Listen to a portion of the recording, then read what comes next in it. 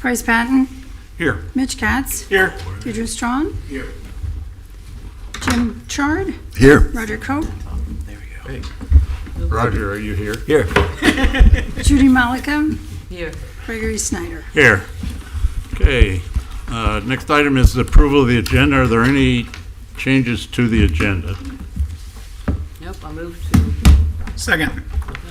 All in favor? Aye. All opposed? Okay. Next is to approve the minutes. Motion to approve minutes of September 16th, October 20th, and November 17th. Oh, No. one moment. Just to make a quick note, you have a replacement version of one of the sets of minutes in front of you, so if you feel like you need to double check the minutes, they're there. It's just a change to the members present. Yeah, I do want to say we need to change the minutes of September 16th because it shows members present who were not on the board on September 16th. That was a mess up. On the, September 16th, it shows Chris Brown and Jeffrey Meiselman as members present. We need to replace those names with Jim Chard and Bryce Patton.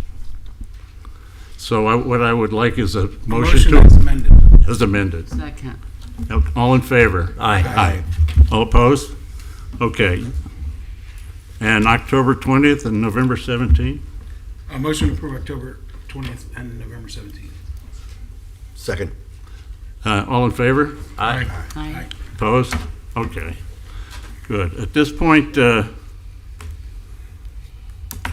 we'll swear in any members of the public who wish to speak tonight need to be sworn in. If you could please stand, and Ms. Miller will swear you in. Please raise your right hand. By the authority vested in me, the notary of the state of Florida, do you swear or affirm the testimony you're about to give is the truth, the whole truth, and nothing but the truth? Thank you. And then at this point, we'll entertain comments from the public on any item that's not on our agenda tonight. Seeing no one coming forward, those public comments are closed. We have no presentations, so we'll move right into quasi-judicial hearing items. And I'll read the quasi-judicial rules. The hearing shall be conducted in accordance with the City of Delray Beach quasi-judicial rules. The applicant and the city shall be permitted to present their case. The public shall be allowed to speak for 3 minutes each, or a maximum of 6 minutes if the person represents an organization or a group of people who are present but agree not to speak. The board members and staff and the applicant may be allowed to cross-examine a witness. The city and the applicant will be allowed to offer rebuttal testimony. The decision to approve or deny an application or appeal may not legally be made upon personal views as to whether the project is a good project or not, nor may a decision be based on the numbers of citizens who support or oppose a particular project. The law requires that all decisions must be made on the basis of whether the project meets the requirements of law, the comprehensive plan, and the land development regulations. All right. So, Mr. Gdanek, would you please read the 8A into the record? Sure. Good evening, board members. Julian Gdanek, Senior Planner. At this time, I'd like to enter into the record file number 2025-118, and I turn it over to the applicant's representative. Thank you. And at this point, the applicant. Good evening. My name is Clara Solog, architect for the city's water treatment improvements project. Tonight, requesting site plan approval for upgrades to the city's existing water treatment facility. This is a city-initiated infrastructure project focused on reliability, regulatory compliance, and long-term service to residents. I'm going to briefly walk through the proposed site plan improvements, architectural design, and landscaping. Joining me this evening are Hassan Hajmiri, the city's water utilities director, Raid Gantos, the construction project manager, and Joan Fernandez, the permitting lead. Our civil discipline lead was unable to join because of the weather. He got snowed in, so David was not available. The agenda, as I mentioned, site information. We'll go over the proposed project, site plan, architectural design, and landscaping improvements. So site information. This is the existing public water supply and treatment facility. The site supports 3 essential functions: source water from superficial wells, lime softening, water treatment, distribution, storage, and pipelines. The site's located at 200 Southwest 6th Street, Delray Beach, Florida. And we're not currently planning to change the use and propose as well. It's going to stay the municipal water treatment plant. The image on the slide shows the existing water treatment plant where lime softening is currently used. As a result, residual lime is generated and has to be hauled off-site. So the planned improvements for the plant will actually reduce the amount of traffic going through the residential area due to no longer needing to haul the residual lime. The overall intent of the project is to replace aging infrastructure, as I mentioned, reducing the lime residue hauling. We're going to improve surface water infrastructure and incorporate enhanced treatment technologies for longevity. The upgrades ensure continued delivery of safe, reliable drinking water to the community. So existing site information, it's currently zoned for community facilities and is consistent with the proposed use as a water treatment plant. The property is approximately 7.9 acres. There are currently existing 4 in and out access points around the site, and the perimeter of the site is 8-foot chain link fence, and there's varied setbacks and landscaping conditions throughout. Overall, the project is designed to sit within the existing footprint of the overall plant site. The proposed site plan includes a new process building shown in teal and a new administration building shown in purple. Key site elements of the proposed plan include increasing the total number of gates to 5 with 3 secured and 2 public access gates that will be on timers. 1 access gate will be, maybe here down at this area, and that'll be on a timer, and then this here next adjacent to the administration building. 2 dry retention basins to manage stormwater runoff, a total of 61 parking spaces, including 4 ADA spaces, and this exceeds the 55 spaces that are required. Bicycle racks are included, and in lieu of the existing chain link fence, the majority of the perimeter will be replaced with a 8-foot tall precast concrete barrier, helping with shielding and noise control. The proposed site plan includes adequate traffic circulation and accessibility for all vehicles, including emergency vehicles and pedestrians that wish to access the site. Based on the city's land development regulations, no relief or waivers were needed to accommodate the proposed site plan and building design. So all setbacks, as highlighted here on these images, are in compliance with land development regulations. And as I mentioned, it's a combination of perimeter wall and hedging and landscaping for buffering purposes. So the main facade of the membrane building will, the barrier will die into the end of those, so you still get the view of the building from the sidewalk. So touching on the architectural design of the project, this site aerial, in the rendering, you can see most of the 422-foot-long process building and the adjacent administration building, which is over here. The challenge overall architecturally was integrating something of this scale into the existing surrounding residential areas. The intent was to create a more community and civic-minded architecture along the perimeter of the site, sort of shielding some of the existing more industrial-looking facilities. As indicated on the rendering, a robust green buffer is provided along Southwest 7th Street here to help also soften the edge of the site between the process building and the sidewalk. So for the process building, we drew from the historical Mediterranean revival style of architecture, utilizing language of signature towers, arched openings, and roof lines to break down the overall scale of the building and introduce some more human scale elements. Materials include precast panels along the base of the perimeter of the building and a stucco facade. Aluminum windows and storefront systems are primarily using translucent and spandrel glass to minimize glow and glare on the outside of the site along the residential facing street, there on that south public facing elevation. Standing seam metal roof systems on the towers and along the parapet of this building on 3 sides, and then integrated louvered awnings and screen walls to help shield additional roof equipment and just break up the rhythm of the facade. The north elevation at the top of the slide is interior to the plant and has all of the same materials, but just a more functional facade based on the use of the facility. The process building programming is broken into 2 primary areas. We've got the main volume that is the process area. This is the taller volume. And then we've got the more administrative and laboratory space. This is a slightly lower volume and different roof line, just to break up, again, the overall length of the building. The square footage of the overall building is approximately 32,000 square feet.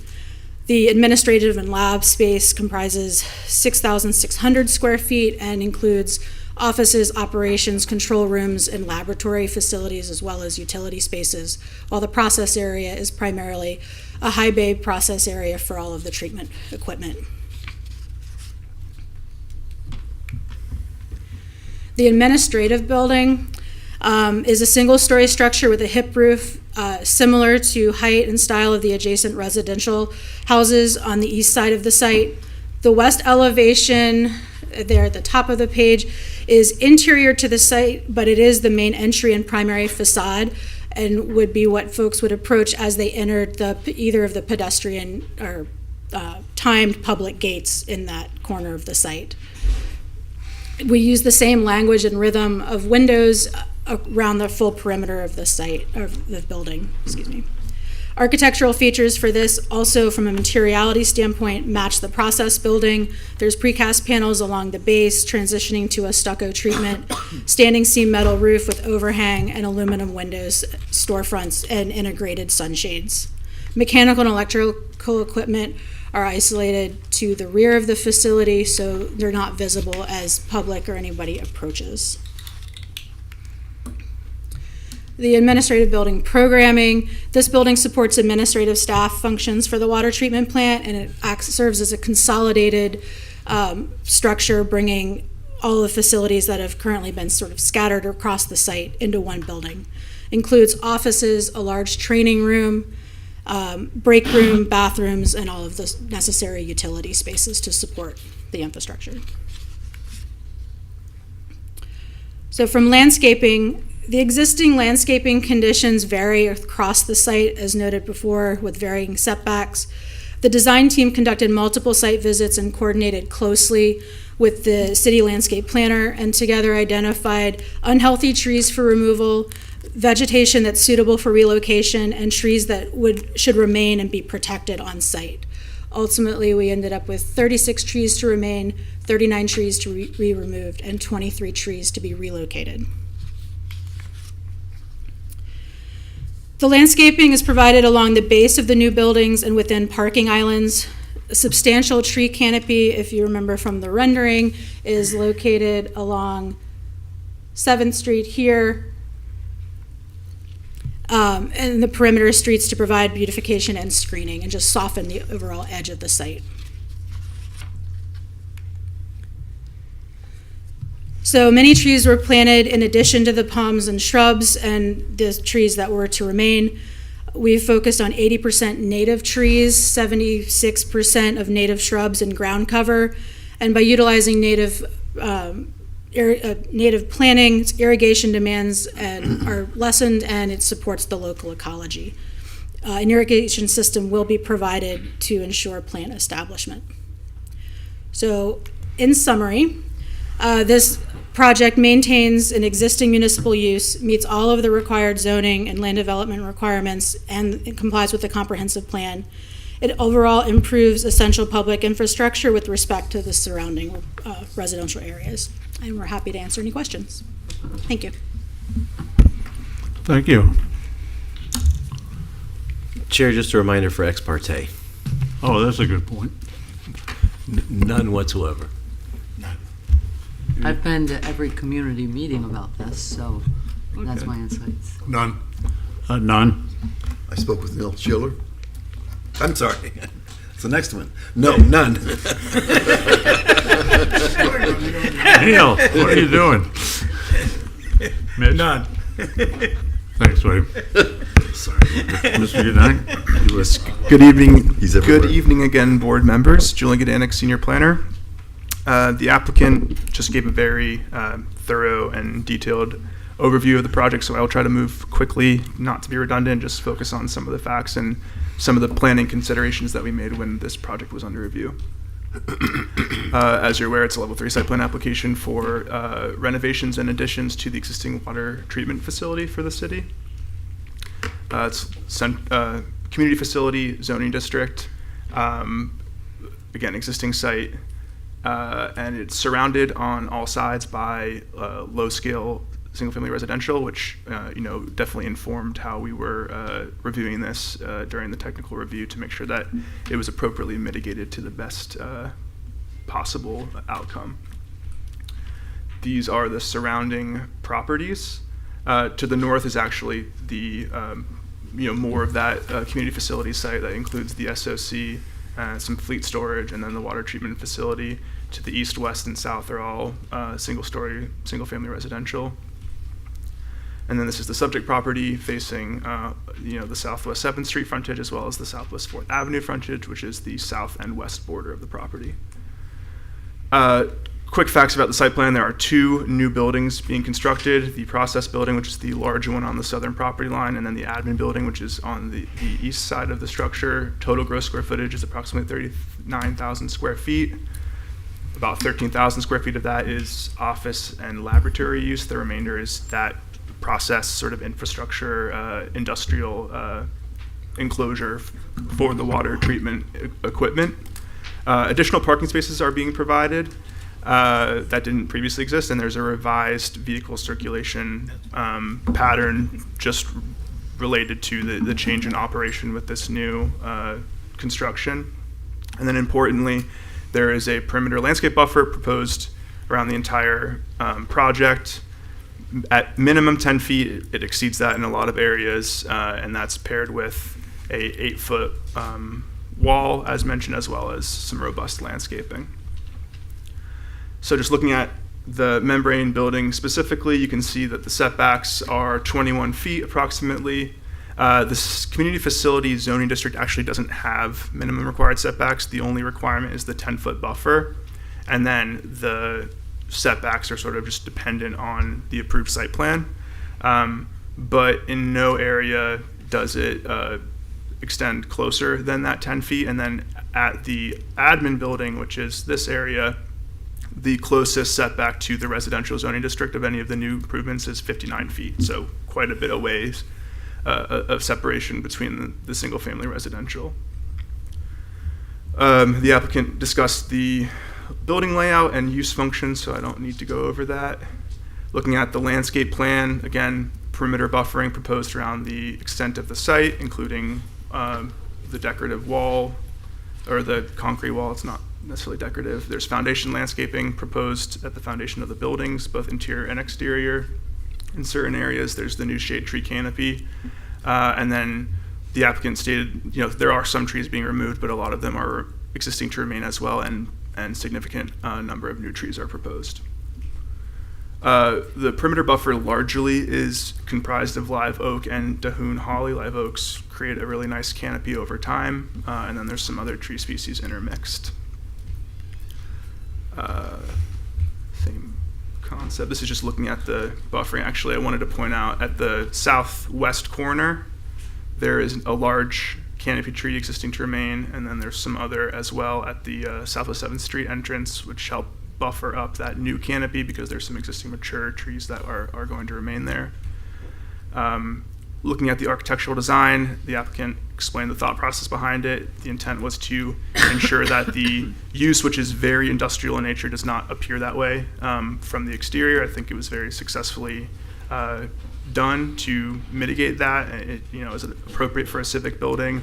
Is that in a scale appropriate for the surrounding area?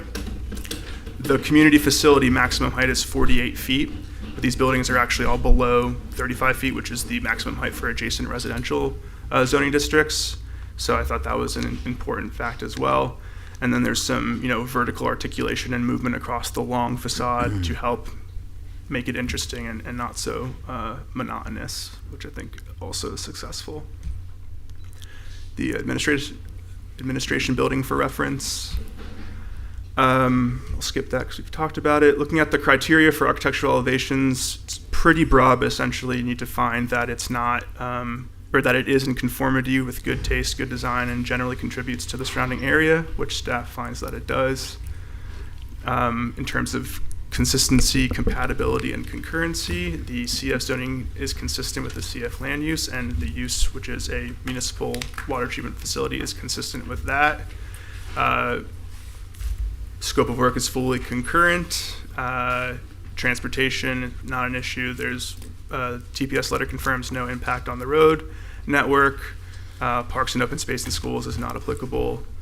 There are very specific goals in the comprehensive plan that specifically relate to improving utility infrastructure, including the water treatment plant. So the city has, identified this as a needed area of improvement in the Always Delray comprehensive plan.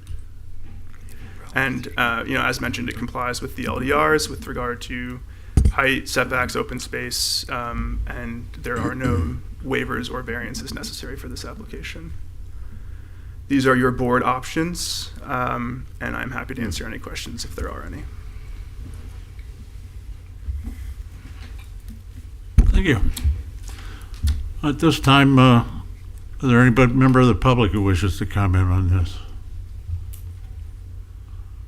Okay, seeing none, public comment is closed. Is there any rebuttal by applicant or staff? Board comments, who wants to start? Please, Mr. Katz. First of all, thank you, this is great. My only question is, have you thought about EV parking for the employees? Like EV charging options for employees? No, I don't think we included any EV parking. Okay, maybe something to consider in the future, because you have, a lot of employees. Definitely enticing to the people that they have EVs that potentially want to come work there because they can charge. But just something to think about. Yeah, otherwise, I'm good with it, and thank you for the clean water.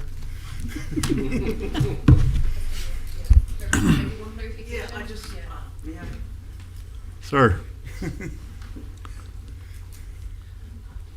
Good evening, Introduce Hassan yourself. Hashimi, Utilities Department. There are some existing EV Oh, you already have hookup. them? Yes, Okay, we already perfect. have them. So as part of this, there is none, but we do have them for those There's automobiles. employees. That's great to know. And we currently have, yes, we do have. I know you Thank have you. City Hall for residents and guests and Yes. the garage, so great job. Thank you. Yes, sir. Thank you. Thank you. Mr. Mr. Chard. I think we're expending, what, $280 million on this? I will allow the applicant to answer that. About, give or take a couple dollars. And here's the reason for my question. I'm assuming we expect it to last a long time? Yes, the total cost is 287 million. Oh, so Yes, yes. I was off by a day. It was by 7 million. But yes, I mean, you design and built the water plant for 50 years 50 or so. years. I mean, this water plant that is there, I think is even older than me. So I don't want to go there, but it is very old. I remember when it was built. I don't think so. The reason I ask is it does say in here that it's going from 26 million gallons per day down to 22 million gallons a day, and I didn't understand that. I can explain that. The plant is designed for 26 million gallons for this treatment plant that we have. However, our average daily flow is 14 million gallons a day. And the city's population is not going to go up, it's not going to get doubled. So there is no reason for us to build a 26 million gallons a day water plant if we did a population projection and provided by TAS, and it was only like close to, I think, 80,000 within the next 20 years or so. So that is only 10% of what we have. So if we have 14 million gallons a day, probably close to 16, 17. The water plant is designed for 22 million gallons a day. However, there is a plan and there is a room for the future expansion if we ever need it after 30 years or 40 years. So just because it was designed 26 million, it doesn't mean that when the city needs it, because the bigger plan, if you want to go to 26 million, you're talking about maybe close to 350, 400 million gallons, but only treating about 14 million gallons a day. Okay, so we're over capacity now, and you're downsizing, basically. Well, again, this was done many years ago. No, I understand. So Now, at the that other- time, yes. But the treatment plant itself, the one that we have right now, it cannot treat 26 million. It was designed, what it was designed for compared to what it actually can do is totally different. It's totally different. We pretty much, if we run the 4 units that we have, we'd be lucky if we get close to 17 right now, 16, 17, because it just cannot operate in that level. Okay. Because we have to meet the water quality. It's not just pushing the water through. We got to make sure the water that is coming out, it meets, the primary water quality standard. So again, getting to the future, is this RO technology? It is not. It's a It is not? membrane software. RO is a reverse osmosis, and you only use it in the area that the superficial water is not available. Like we have 30 wells, and those are all, basically they use them from Biscayne Aquifer, or we call them superficial well, which are about between 75 to 120 feet deep throughout the city. We got 5 well fields. So if we didn't have these well fields, if we had to use the salt water, then you go with the reverse osmosis, which is RO. So RO is a similar technology, but it's a little bit operated at a much higher pressure. The power consumption is much higher, and it just much more to So it uses less expensive. power, basically. It does less power, and Yeah. plus we got all the wells. So- And treating the superficial well is much, I don't want to say easier, but is comparable with the RO. Again, thinking about the future, I read that it is designed to filter out PFAS. Correct. What about microplastics? I don't know about the microplastic. I had a discussion with one of our customers. PFAS is designed to remove the PFAS to the 4 part per trillion. Mm-hmm. That's how fine it is. Parts per trillion, it's just like a teaspoon in a large swimming pool. So it's designed to remove that much impurity. I'm pretty sure when you take that things out, you're gonna be taking everything out of this water. So for the microplastic, I haven't done it. I don't know if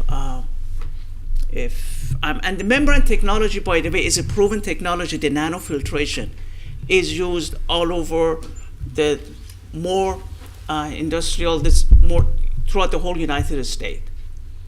As the I just wonder Select- because a number of people think it's a real crisis in terms of microplastics. It's Okay. getting into our water supply, and it does cross the blood-brain barrier. Let me just make one comment.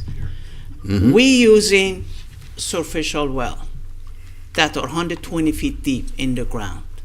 We are not using surface water like river, lake, or the water that is runoff from the ground, or leachate from the landfill.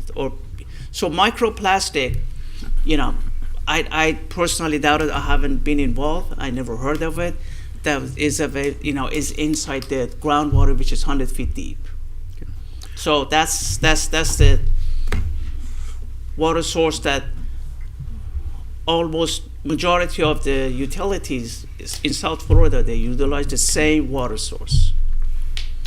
Which leads to my next question is, I understand we're going to, in the same area, put a deep discharge wastewater. It's a deep injection well, which is 3,300 feet deep. And that goes way into the brackish water, which is a black it's just mucky water. It's not the water that doesn't have any beneficial purpose. And it's 3,300 feet. I'm not sure if that's I'm pretty sure most of the deep injection well in this area, I have been involved myself with the 5 deep injection well throughout my career beside this, and that's what they are. You go that deep, and then you dispose. Still, you cannot just dispose anything that you want to. Your effluent from the treatment plant, or in this case, which is a concentrate, is a membrane concentrate. That's what is purposed for, to use for that, to dispose, because we have to dispose this membrane concentrate somehow. It has been generated. So from a professional point of view, you don't have any concern about the water being pumped down To and that the water water? being pulled out? Well, that is going 3,300 feet. We have a monitoring well for this 2 tip injection well, that we monitor the water as much higher than the 3,300. Like I think maybe 2,750. That's the base of the USDW, underground source of drinking water for the entire United States. That's the water that we don't want to impact. So all this area that they have deep injection well, that monitoring well, we sample that water from that depth, from 2750, which is almost like 600-700 feet above where we're injecting this effluent. So we monitor that. If we see any symptom, then we have to take the remedy. And typically, majority of the deep injection well in this area, they're performing very well, and the water doesn't have that much upward movement to get to the base of USDW. USDW itself is almost 1,500 feet depth, and we're using the water which is 100 feet below ground level. Okay. So we're checking the water, we're testing the water actually at 2,750 feet underground while we withdrawing the water from like 100 feet underground. I just have a couple more questions, if I may. You have the floor. I'm going to give it back. I saw in there was no automatic sprinklers, which struck me as somewhat strange given the fact that you have generators in there and other electrical equipment. Is there a reason that there are no automatic sprinklers? Are we talking about the fire? You're talking about the fire purpose, or are we talking about which sprinkler are we talking about? For the fire purposes. For the fire, I leave it to the engineer. That they can. Both buildings are fully equipped with automatic sprinklers, but the sprinklers are removed from the electrical room only so that the electrical gear is not damaged if the sprinklers were to go off, because then the plant would go down, and so there's an exception in NFPA 13 that allows to exclude sprinklers from a dedicated electrical room. So is there a fire retardant system Yes, that it isn't is water? protected by a 2-hour fire-rated wall, the electrical room. The rest of the building is fully sprinklered. And while you're there, this will be my last question. I won't go into landscaping. I may come back. But, the windows and the architectural design, are those real windows? Can you actually see in or is that they just... are glazed windows. There's glass, and portions of them are completely transparent that you could see through, but the ones mainly along the process area are going to be translucent, sort of frosted, or partially spandrel, which is you can't see through but still has a glass, so it looks like glass from the street. That'll help limit the amount of interior light that's along the street. But the glass in the admin building is all completely transparent. Yeah, I'm just always concerned when you have an architectural feature that looks like a balcony or a window, but it's just a faux design. No, it is meant to provide natural daylighting within, so there's aspects that are translucent. It's just knowing that it's along the pedestrian scale and people will be walking along that sidewalk, we wanted to minimize the amount of light pollution that would come when the process floor is illuminated at night. Oh, it would be good to see our investment there. But yes, there will be areas where you can see in. Okay, thank you. Sure. I have a much less complicated question than my colleague. Is the water going to taste better? I drink that water every day, and I think I'm okay. But As far as the taste of the water, when you have the water, you basically, if it tastes, we're removing all the minerals. With the nanofiltration, much more mineral is being removed from the water. Right now, we also remove the mineral to a certain extent. And I have not experienced any bad taste of the water. The tint of the water has been issued, throughout the city since the day I started here. A lot of concern, that the color of the water, is brownish, is yellowish, and that's because of the lime treatment that we have. You saw the site. So one thing I can definitely promise that is going to be much, much more clear.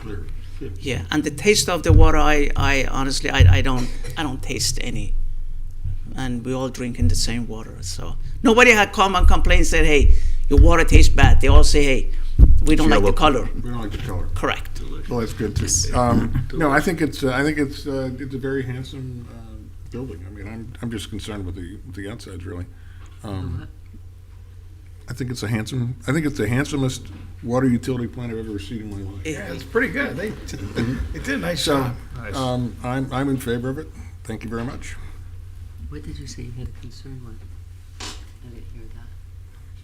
Did you say you had a concern with it? No. Oh, got it. I just Okay. asked if the water's. Oh, yeah, I got that part. I don't have anything to add to all of that. I'm absolutely in favor and happy that it's coming.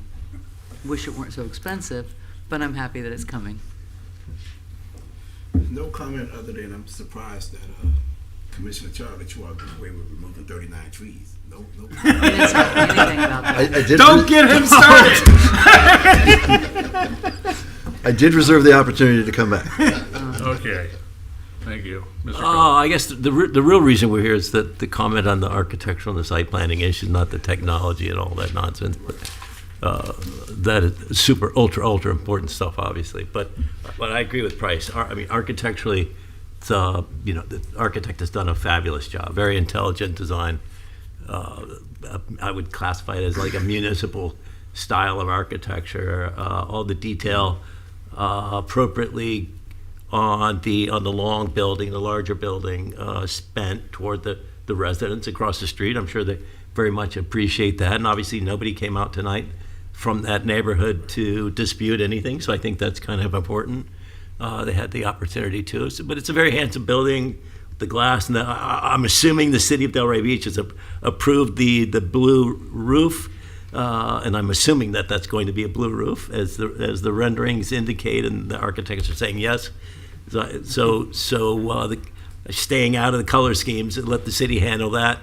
Very handsome landscape plan. Obviously, our landscape architect has gone over the whole thing. I love the one tree on 7th that the sidewalk wraps around and curves and makes an effort to stay away from that guy. So obviously that's a very important tree. So it's a great project, good for the neighborhood, good for the city, very well done by the applicant. And try to get out of our way and let them build this thing. Thanks. You going to comment on the landscaping? Deidre kind of already spoke for me. There are an awful lot of trees being removed. And a lot of those have been around for, I would guess, 75 or 100 years. So I was wondering about the necessity of that. And there's an awful lot of St. Augustine grass, which does take a lot of water and irrigation and sprinkling over time. And I didn't see anything about native grasses at all, Fakahatchee or muley grass or anything. And I think that would require a lot less maintenance. And I can never quite figure out how we get to the counts on what's organic or what's native and not native. There are a number of palm trees listed in there. The Alexander palms and the date palms. Are those in that number and that ratio of native to non-native counted as non-native? There he is, right there. Have our landscape architects here. I think you probably have a lot of knowledge on how we land it where we land it with the design, that's okay with you. While he's making his way up there, coconut trees are not native. Or palms are not native. Most of them. Not most of them, all of them, I'm pretty Well- sure. But we'll let, Well, he's coming Yeah, up too. I just want to also comment on the injection well, and thank you for adding that. As a former member of the treatment plant board, along with my colleague, but I went to the meetings, that's very important so that we don't have that runoff on the ocean. So I know we need that, so I'm glad you guys incorporated that. That was my question.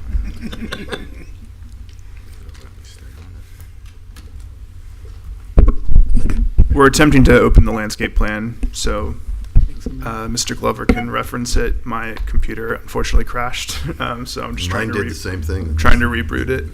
So if you just bear with us a moment, I think he got hit. On the landscape one? I couldn't get the landscape one. Yeah. They did that on purpose for Jim. Yeah. It's not coming up. Very slow. Mine's not saying LTE, it's not connected to the Wi-Fi. There might be a Wi-Fi issue in the building. Anyway, I'll let them do it. Yep. I'm working. It's a long down there.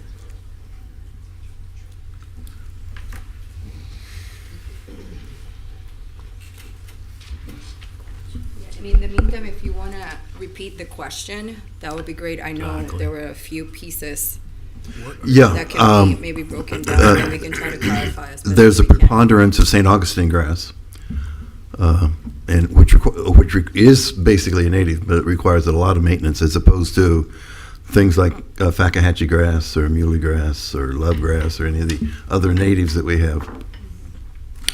And I was also wondering how we got to the ratio of native versus non-native. Is that because I don't know if the Alexander palms and the date palms are included in that. And I guess the final question is, when you talk about relocated, is that relocated on site or is that hoping somebody, it is? Yeah, it is relocated. on Okay, site. good. Indeed. Are you watering with the reclaimed water or the? Because that's a good thing. Yes, if thank you. We just bring in the reclaimed water in that area. Yes, we're bringing the reclaimed water in that site, but right now it's not available, but that's what But the it will plan. be. So Okay. the St. Yes. Augustine will get more of the reclaimed water, which will Correct. help less water going into the injection well. Yeah, and oh less yeah, water potential definitely. going. So I like having the St. Augustine because we want to use up Yeah. that reclaimed We, water. we have a Because current, we have a percentage of reclaimed water we have to use by law a certain period of date. So great job. thank I like you. the St. Augustine because I can't of water get it. more. I got one picture. I got one page. Good evening, board. My name is David Glover. I'm the senior landscape planner for the city of Delray. So to reference your question about how do we get to the percentage calculations of the native trees, it's based on what the LDR is requiring for the scope of that work or the proposal of that plan, and then divided by the square foot, so you would get your percentage on that. So even though you might see other trees that are mentioned in the plant schedule, it's not necessary that those are being included in the native count. It's based on if that tree is a native tree to Florida. So when you say square footage, I can see that for a ground cover. How does that work with trees? Is that Because the drip just- zone or?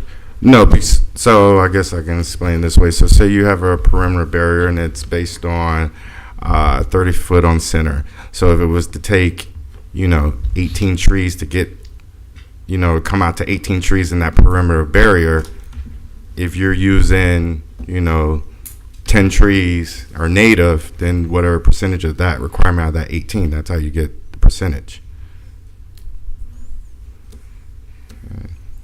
Based on The required number of trees. so that's it not is the provided. canopy that you're measuring, right? Not the trunk.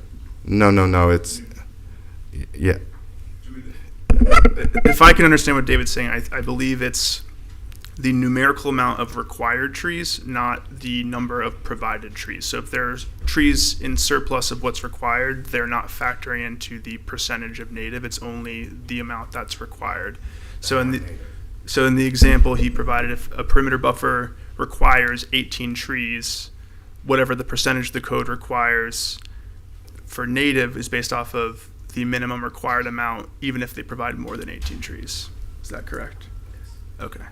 Based on the number of trees, not the size of the trees? Right. The percentage is not based on coverage. It's based on usage. Meaning the trunks of the trees? No, meaning the use of the trees, of how many numeric, The number of trees. the number of trees. All right. So if you had 10 trees, 5 of them were native, 5 of them were not native, you would be using 50% native, 50% non-native. But the code is strictly, it's based on, it has where we have to use 50% of native trees on every project. The applicant is able to go over, but they can't go under. But I always push to go above. That's good. Yes. And for ground covers and coverage and shrubs, it's square footage? Yes. What's left over. So whatever area is left over that they're using ground cover, or that area is appropriate for ground cover, it depends on how much they use, and then that's how you calculate to get the percentage. So it's all based off usage of whatever square footage area is left over. Okay. Thank you. Mm-hmm. Okay? Thank you. I just have one thing about the architecture and the landscaping together. On the east facade of the admin building, it's a pretty bare facade architecturally, as far as I can tell. The problem may be me trying to interpret the pictures, but All right, do you want the landscape? East elevation of the admin building. Is that right? Yeah, Yes. that's the rear of the admin building. So that's facing North east. and south. The east, yeah, the second down. Yes. So I just want to ensure that if that's going to look like that, it's going to be well screened from the resident Yes, neighborhood. there is a section of the 8-foot concrete wall along the perimeter of the site. Oh, okay, along that. Yes, so along that. the Okay, residential would not be able to see and that. then there is landscaping as well. There's a dry retention pond directly behind that, Right. and then some trees as well. Okay, great, thank you. While you're up there, do you have a detail of that 8-foot wall in the drawing? I believe they're on the civil plans. Civil? Okay. Yes. Okay, that's good enough. Thank you. When you're ready, let me know. Yes, stand by. I want Mr. Cope to be able to look at the wall. I didn't find in my package any renderings. I saw elevations, but no renderings of what it would actually look like. Staff didn't receive renderings, so the applicant has them in their presentation. I can pull them up if you'd like for reference. Please.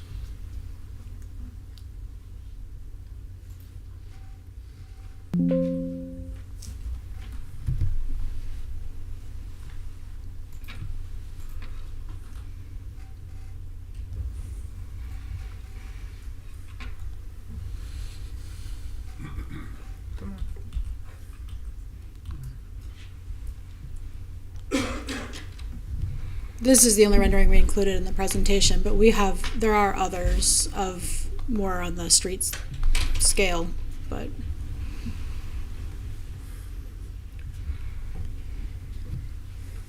And this is 7th Street, Yes, southwest perspective? yes.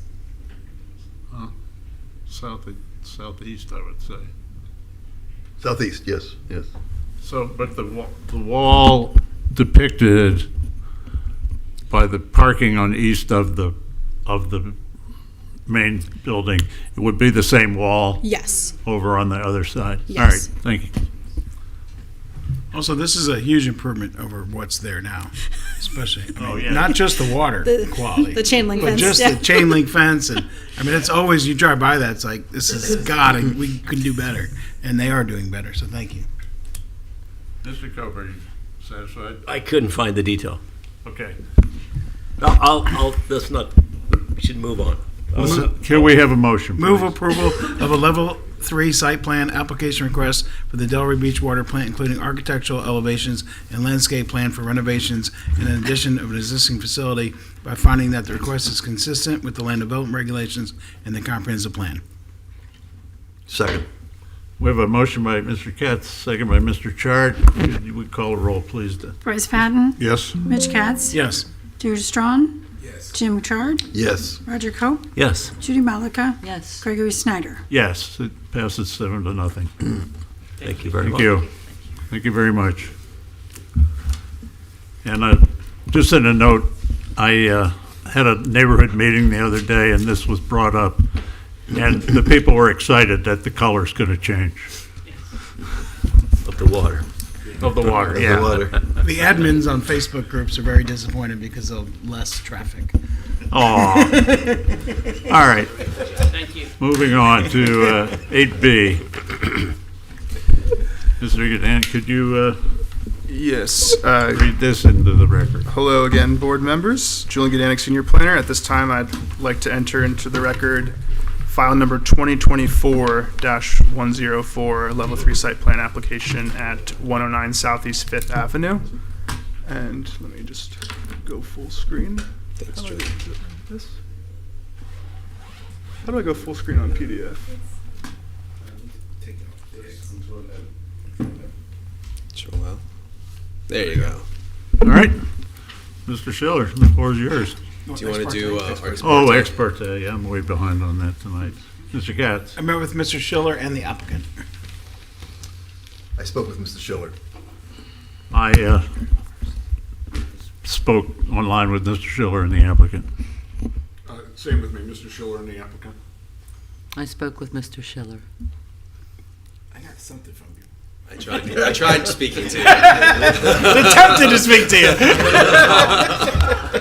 Same with me. I received an email, but politely responded. Thank you. Okay, in that case, apparently now, Mr. Schiller, the floor is yours. Thank you so much. Before I begin, my client, Mr. Badoff, wants to make a few words. Please. Jerry Baytown for 109 Fifth LLC. How are you tonight?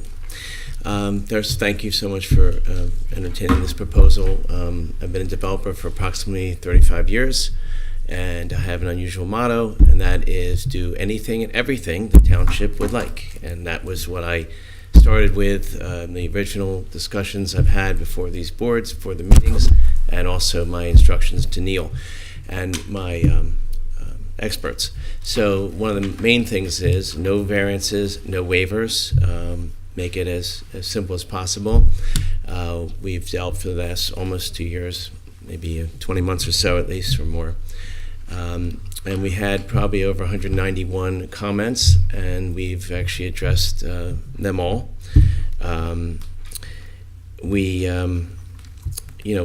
We think this proposal, after numerous changes of designs to the building and numerous changes to the site plan, actually exceeds, in many respects, what's required. For example, trees, I think, are interested by certain people, and most people, including me, by the way. So we're required to have 55 trees, and we actually have 98 trees. Neil will detail a little more. And also the civic space, which is important to me, that has a significant percentage higher. I think it's 20 or 25% higher than what is required. And that's space that, people could try to use to make money. But again, I want to try to do a good project, one that I'll be proud of, not one that just sits in there and makes some money. So that's a critical part to me. In fact, we even have a water feature. I'm thinking maybe we do a spa and a cold plunge, combo. I'll hand out snacks and do suntan lotion if needed, okay? So that's my only thought process. So thank you very much. Thank you, Jerry.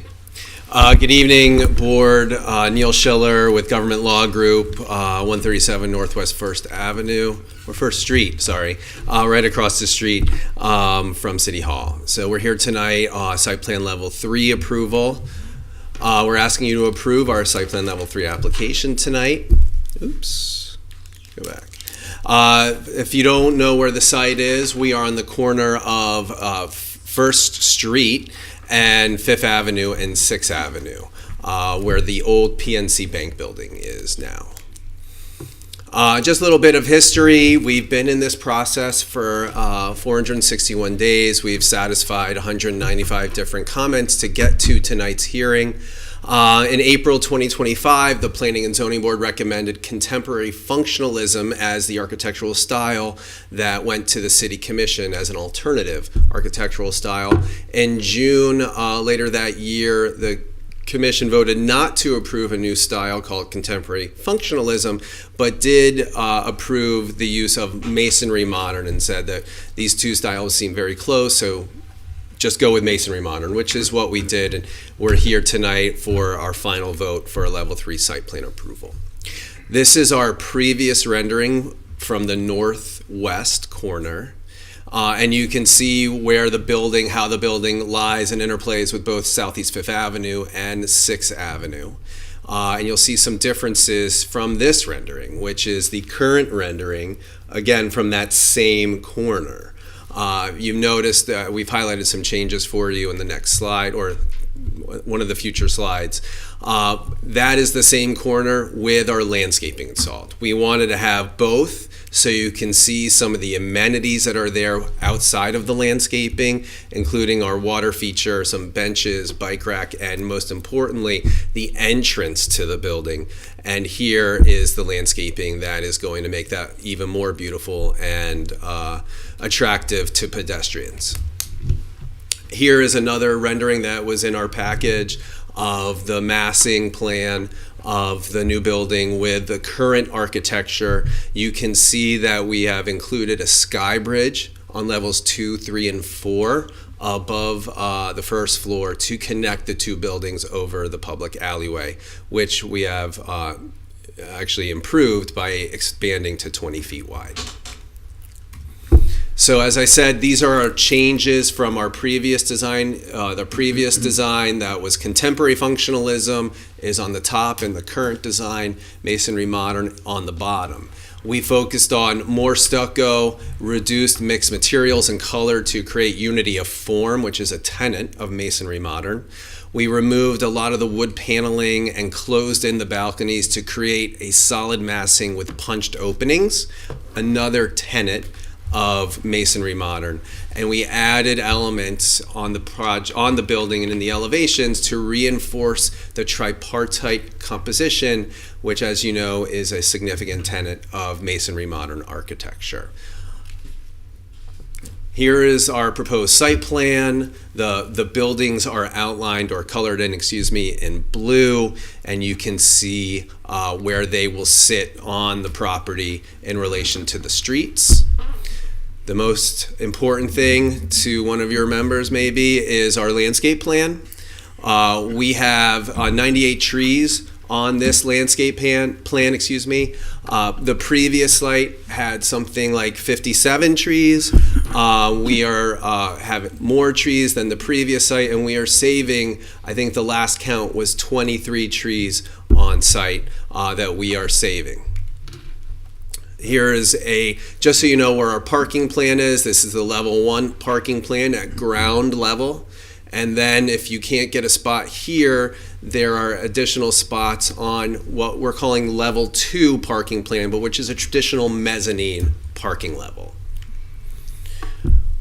We had our architect identify some 4-story buildings in the vicinity, so you can see how our project, which is 4 stories, 54 feet, all within code, interplays with the other buildings in and around the area. We highlighted IPIC, the Marriott, Caspian, and another 4-story apartment building. And it should be noted that on the east side of this project, there is a 4-story multifamily residential building just south of that east tower. Our project highlights. Ladies and gentlemen, we're talking about 26 residential units, 4 stories, 54 feet tall. It does get a little taller with the elevator equipment and the air conditioning equipment, but that's allowed by code. We are proposing 59 parking spaces that are 57 are required. We have 1,220 square feet of civic space. That's the civic plaza. However, on the northeast corner, there's an additional 700 square feet that is not considered our public civic plaza, but it will be programmed very similarly with trees and benches so that pedestrians can take refuge on that corner too, if they're going either north or east to west or west to east. We're in central core land use designation, CBD zoning. We're under the FAR and we are under the density, proposed density. You have, as you know, section 3.1.1 required findings. Well, I'm going to go through very fast because your staff in their staff report points out that we meet and exceed the required findings. So here is the land use map. The site is squarely within the commercial core and land use designation and the central business district, and this use is allowed in both. As far as concurrency goes, you have all the different water, drainage, transportation, solid waste, and schools, which the project meets or exceed those areas. There's no concurrency failures here, as well as we are consistent with your comprehensive plan and your land development regulations. You have specific site plan approval criteria. I'm going to run through them really quickly now. The first is whether or not the building creates unwanted distractions or visible blockage from traffic. The existing visibility site triangles have already been dedicated to the city, so there are those visibility site triangles on the site plan. I'll just show them briefly right here. You can see them right here on the northwest side right there and the northeast side right there. So from a visibility standpoint, we aren't concerned with traffic. And then if there are any landscaping, it will be continuously maintained to avoid any blockages from the road. All development shall provide pedestrian, bicycle, and vehicular interconnections with adjacent properties. There is an existing alleyway that we are maintaining and expanding to the site north and south. Additionally, we provide at least 1,900 square feet of civic open space on the northwest and northeast corners with expanded sidewalks, which is important. Again, as far as open space enhancements and recreational amenities, providing this 1,900 square foot of civic space, which is 21% more than required by the code. That includes benches, trees, and on the northwest side, a beautiful water feature. Additionally, those corners correspond directly with the entrances to the building, so they will be used by people going in and out of that building, as well as pedestrians crossing that street, which, as you know, there are no pedestrian amenities currently. I talked about the expansion of the access to 20 feet, and there is a 2-foot right-of-way dedication adjacent to the alley that will be accomplished by this application. Development of residentially zoned vacant land shall be planned in a manner consistent with adjacent development, regardless of zoning designations. While this is not specifically residentially zoned, it's a mixed-use development, we are proposing residential only, and this project does comply and is consistent and compatible with the uses and the other buildings in the downtown area. The property shall be developed or redeveloped in a manner so that the use, intensity, and density are appropriate in terms of soil, topographic, and other physical considerations.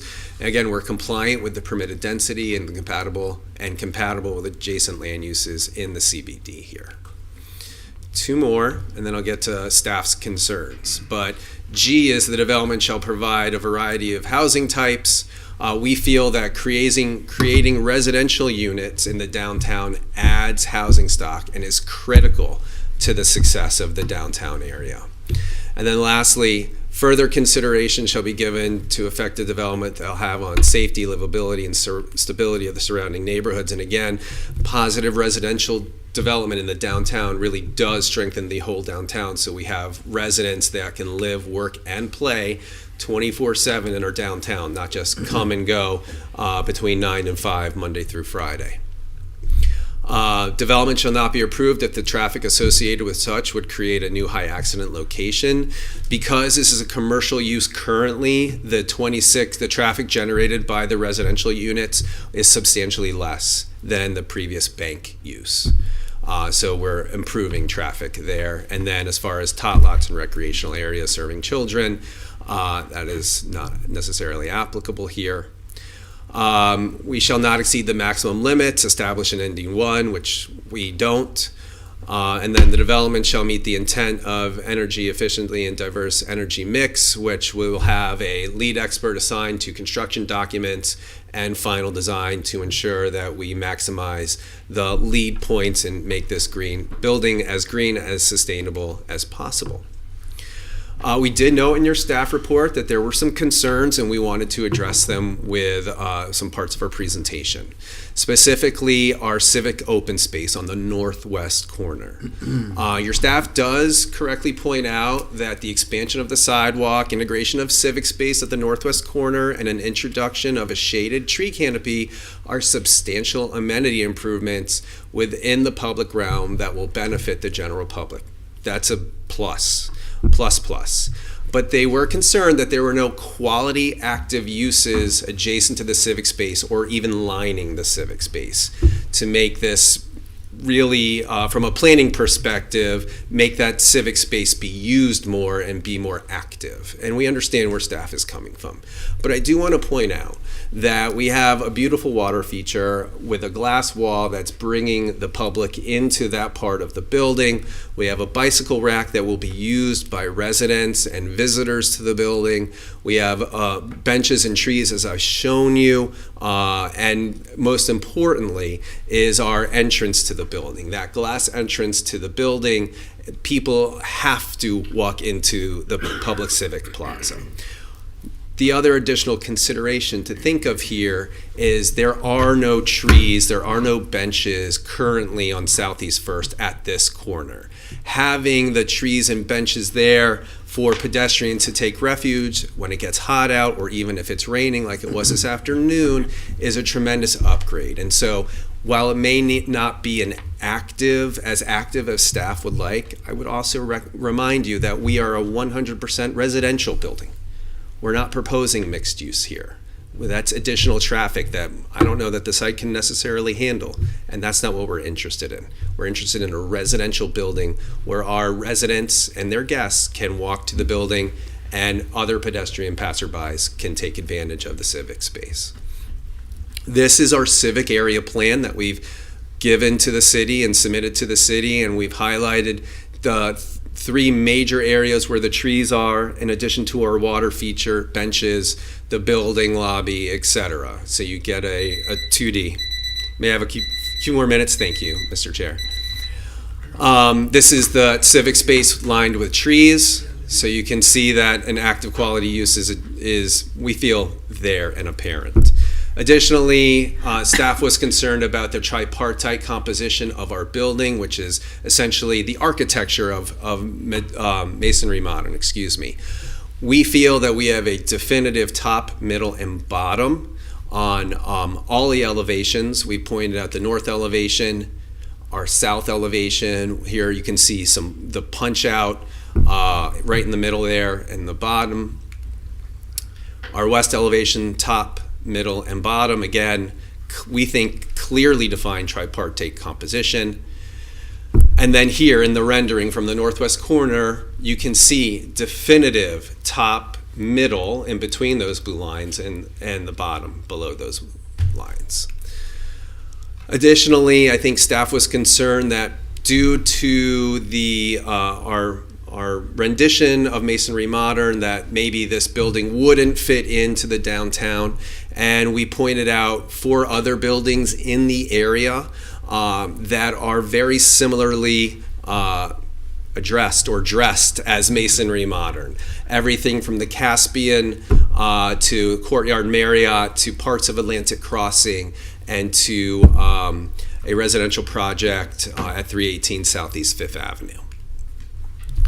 I want to give your staff a lot of credit. They have vetted this project for a long time, I would say more than 180 days, and they've done a great job of vetting this project, and we pointed out some points of praise as far as our existing conditions, discussion of the site plan, traffic impacts, which I've told you, discussion of our landscaping, meeting all the landscaping regulations, and I think the last one is the discussion of the building design. And he says, additional thorough collaboration with staff, the applicant has refined aspects of the design to facilitate a building that is well integrated with the public realm, provides significant outdoor amenity space for residents, and successfully addresses functional and operational elements such as relegating back of house uses, trash and loading to the interior site, and preserving the external perimeter for pedestrian use. That is high praise from your staff, and we take that very seriously, and we are thrilled to have that sentence or sentences in our staff report. And in conclusion, I want to remind you, no waivers, no variances. We've designed completely within the code. We have more civic space than required. We meet and exceed criteria for approval, and we fit truly within the downtown. This building is going to be a tremendous benefit to our downtown, and we look forward to your approval tonight. So thank you very much. Thank you. Mr. Gdanik.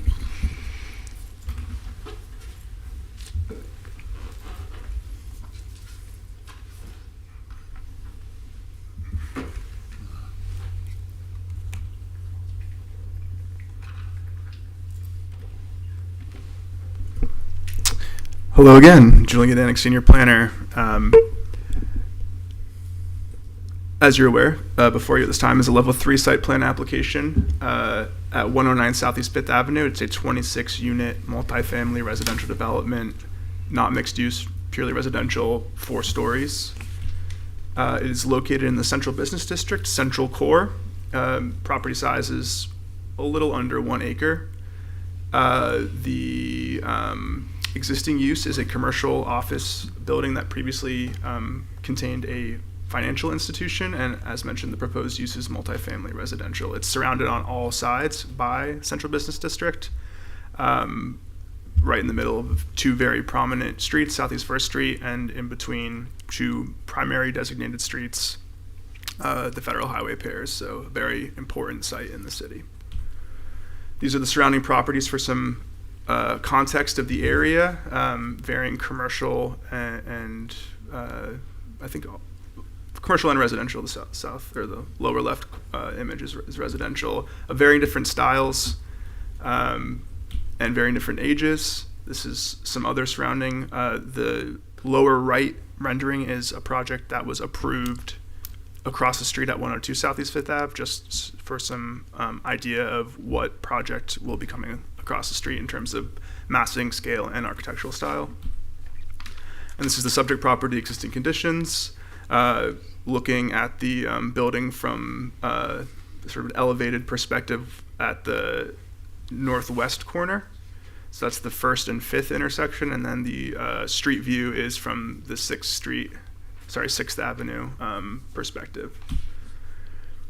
Just a bit of background, again, to reiterate some of the things the applicant stated. Applicant requested, as part of this application, approval of an alternative architectural style, which was termed contemporary functionalism.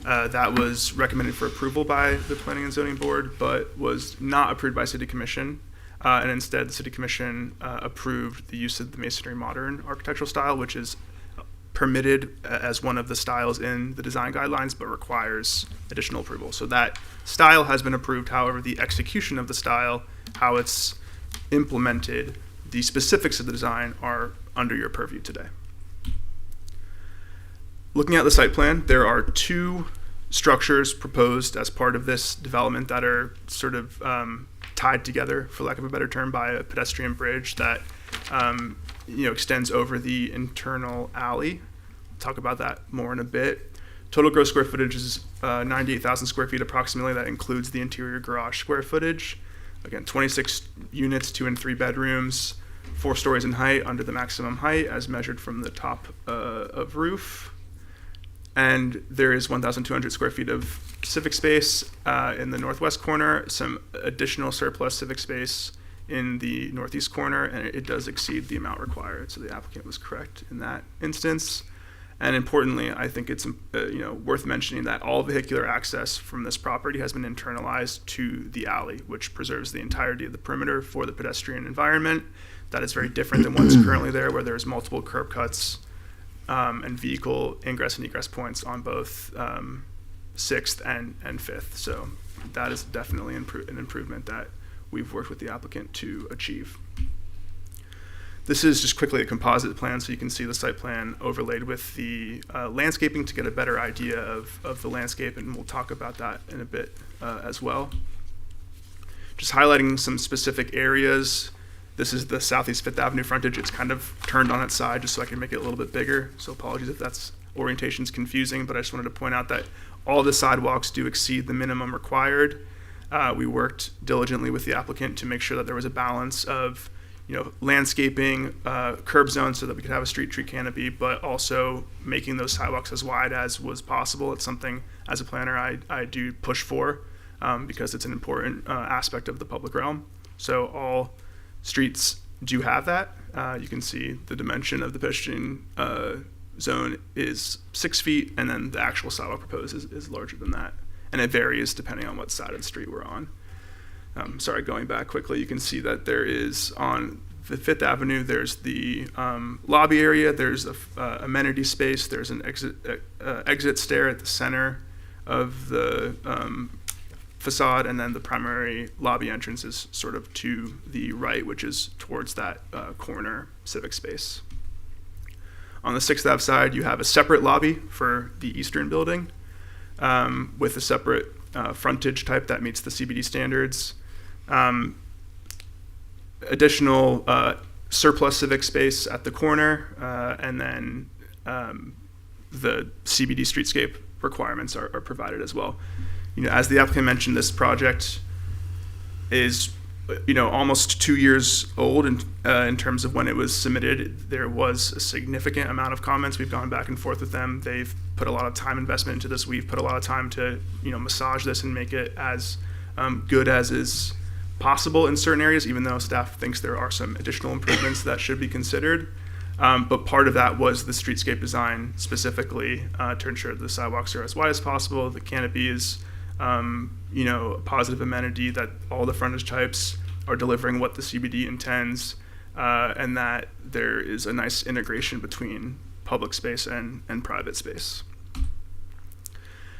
So moving to the alley, so the part of the site, the southern portion, actually is a public alley, and then as you move to the northern portion, it's on private property, but there is an access easement and a utility easement. As part of this application, the applicant is required to actually expand those existing easements to reflect what we require today for alley widths, which is 20 feet. That's running vertically, and then there is that pedestrian bridge that crosses between the two structures that extends through that what I'll call a private alley. There is sewer infrastructure underneath that, so part of the review during technical advisory committee was to figure out how much vertical clearance was necessary for the utilities department to be able to repair or access that sewer easement if necessary. They required 22 feet, which is what's provided, so that shouldn't be an issue. While I'm on this, I also want to point out that there is a reliance on this pedestrian bridge to meet life safety requirements and fire code based off of the placements of the stairwells, et cetera. So the applicant, in moving forward, if this is approved, would have to enter into a hold harmless agreement with the city, basically stating that if for whatever reason this pedestrian bridge is incapacitated or inaccessible for any period of time, then some or all portions of the building may not be occupiable depending on how that life safety plan is finally approved. So they're aware of that. That's a potential issue we hope never arises, but that is something that would have to be signed by them because of the fact that this pedestrian bridge is required to meet life safety code currently. This is a building section looking from the south, just to kind of give you an idea of how those buildings are connected through the bridge, and then there's a sort of a slope that allows them to connect because the elevations on 6th Avenue and 5th Avenue are different. So that's how that works. We, reviewed with them to make sure that it met all the requirements in terms of sloping and ramps, etc. So that's for reference, just so you're aware. Ground floor plan, I've already touched on the fact that there's 2 separate lobbies, one on each building. There's an amenity space for a gym on the west building. There's interior parking. I do want to point out, if I can highlight, something I appreciate and I'm glad we were able to work out is the loading zone here and then the trash room accessible from this internal alley. Those that have been on the board for a while are aware that we've had a lot of projects come through the CBD that either haven't provided loading zones or have provided sort of half measures, for lack of a better term, and they've provided their loading demand statements that have been approved. But for a project of this size in this location, we thought it was crucial that they would have a dedicated loading zone, which they do. So staff has no concerns with the ability of this development to accommodate loading without creating a nuisance or any issues on the external street network. This is the second floor parking mezzanine. We require that they provide a turning radius diagram to make sure that vehicles could go in both directions at the same time without running into each other, because it appeared a bit tight to us at first, but it does demonstrate that that is feasible. Moving on to the civic space, the applicant highlighted the amenities that they've included. Their rendering shows the landscaping. It does have the components of what's required, and it has the potential to be a really great civic space.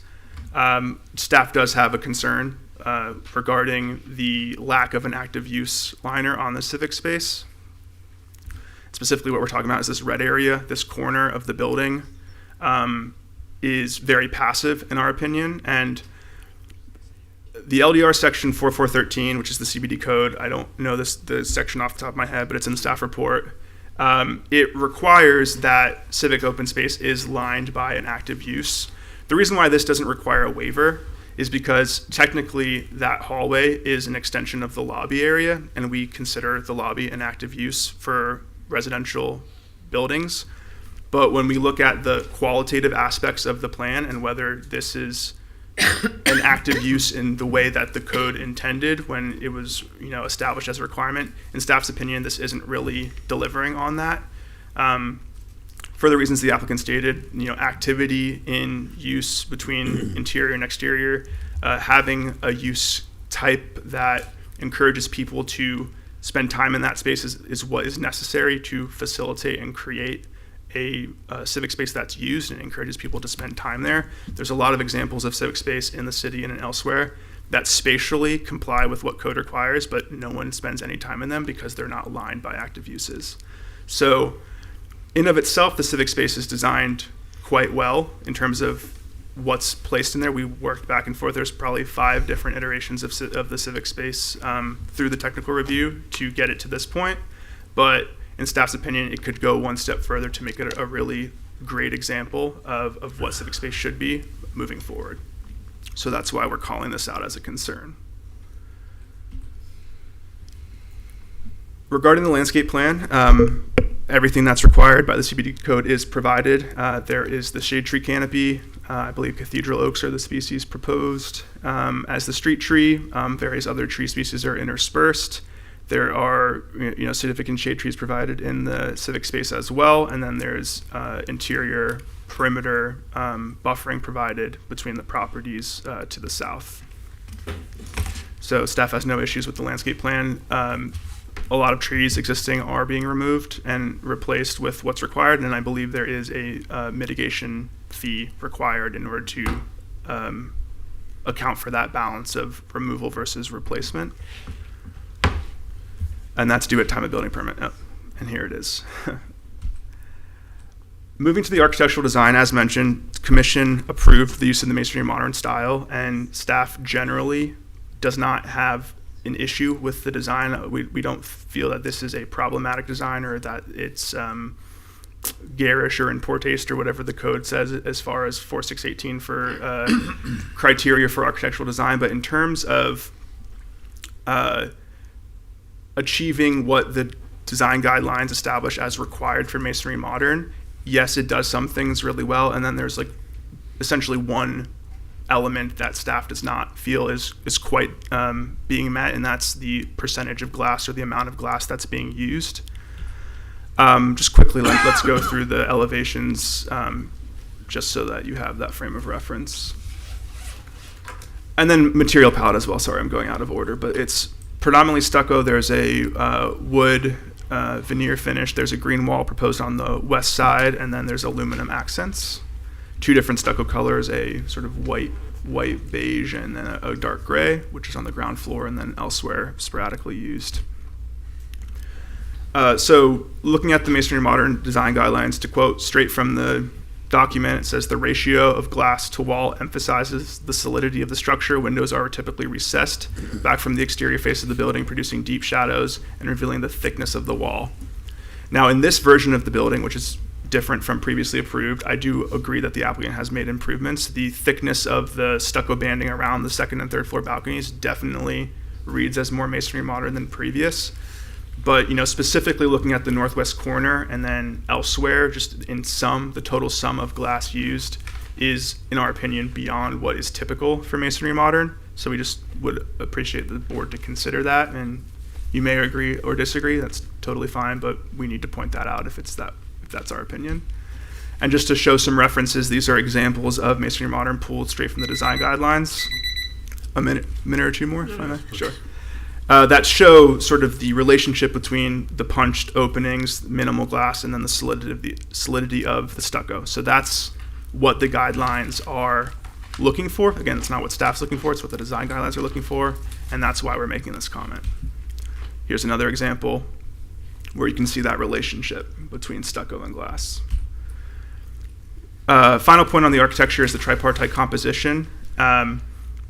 It's a traditional architectural element that has a clear base, middle, and top. It's a very important element of the design guidelines. It's like the second thing discussed in the document. And it states that even though Masonry Modern is a modernist architectural style, it is still required to provide that tripartite composition. Naturally, there needs to be some kind of element in the design that demarcates between a base, middle, and top. There's got to be a change in color or a material shift or an articulation, a recession, a protrusion, something, a mass shift, something that triggers a break between the three, and then that should be uniform or consistent across the facade. So while the applicant showed that blue line extending that might suggest a base, middle, and top, when you look at the actual features of the design, I kind of placed red lines where you could theoretically break it, and there's no debate. There's a very clear base. That's obvious. There is a base to the composition, but the issue really is between the middle and the top. You could follow the top of the third floor balconies. You could follow the sort of cantilevered awning projection on the fourth floor. You could follow the gray stripe that's added in between the second and the third. It doesn't continue across the facade. It's different. There's clearly an absence where that glass facade is at the corner. So the staff report is not saying that the entire composition is devoid of a tripartite configuration, just there's elements of it that aren't delivering it the way the design guidelines is looking for, in our opinion. Again, the northern facade, same thing. Between the two buildings, they're on different planes. You could pick multiple points where it could or couldn't be, the middle or the top. Again, base very clearly defined, not an issue. And then this is the southern facade, which didn't get much focus in the applicant's presentation, and this is one where it is pretty clear to us that there's not a distinction between the middle and the top. So again, just for your consideration, this is not necessarily a reason to make a final determination, but you have to be aware of what our position is on this in order to move forward. And here again is the rendering. It's a very interesting looking building. Is it a tripartite composition? In our opinion, not everywhere. I'll move on from this. Concurrency is met. There's not an issue in that regard. It's detailed in the staff report. I know I'm long on time, so I'll move through this. Comprehensive plan supports this type of redevelopment in the CBD. There is no issue of noncompliance with the LDRs. Just qualitatively, there could be some improvements in the two areas discussed. And these are your options for board action, and thank you for bearing with me. Thank you. See if I forgot where I am. City Hall. Public comment. Public comment. Are there any members of the public who'd like to come forward and speak on this issue? Seeing none, public comment's closed. Is there any rebuttal by applicant or staff? Mr. Schiller. Just some brief rebuttal, Mr. Chair. First off, thank you, Julian, and your staff. You have been amazing to work with. We haven't made it easy for you, and you haven't made it easy for us. But we got here, right? We got here. I just want to say we've heard staff's concerns. We've tried to address them as best as possible to get here.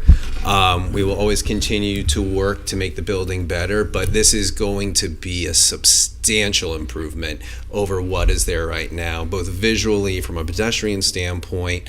The amenities, specifically the pedestrian amenities themselves, are so much better than what is there now, with expanded sidewalks and trees and benches and even a water feature. And we hope that this board will see to it to give us that approval so we can turn this into a reality. So thank you. Thank you. Mr. Gedanik. No additional comment from me. Thanks. Thank you. All right, board members. Want to start? I'll start. I absolutely love the project. All right, that's the foundation from which everything else that I say might rest upon.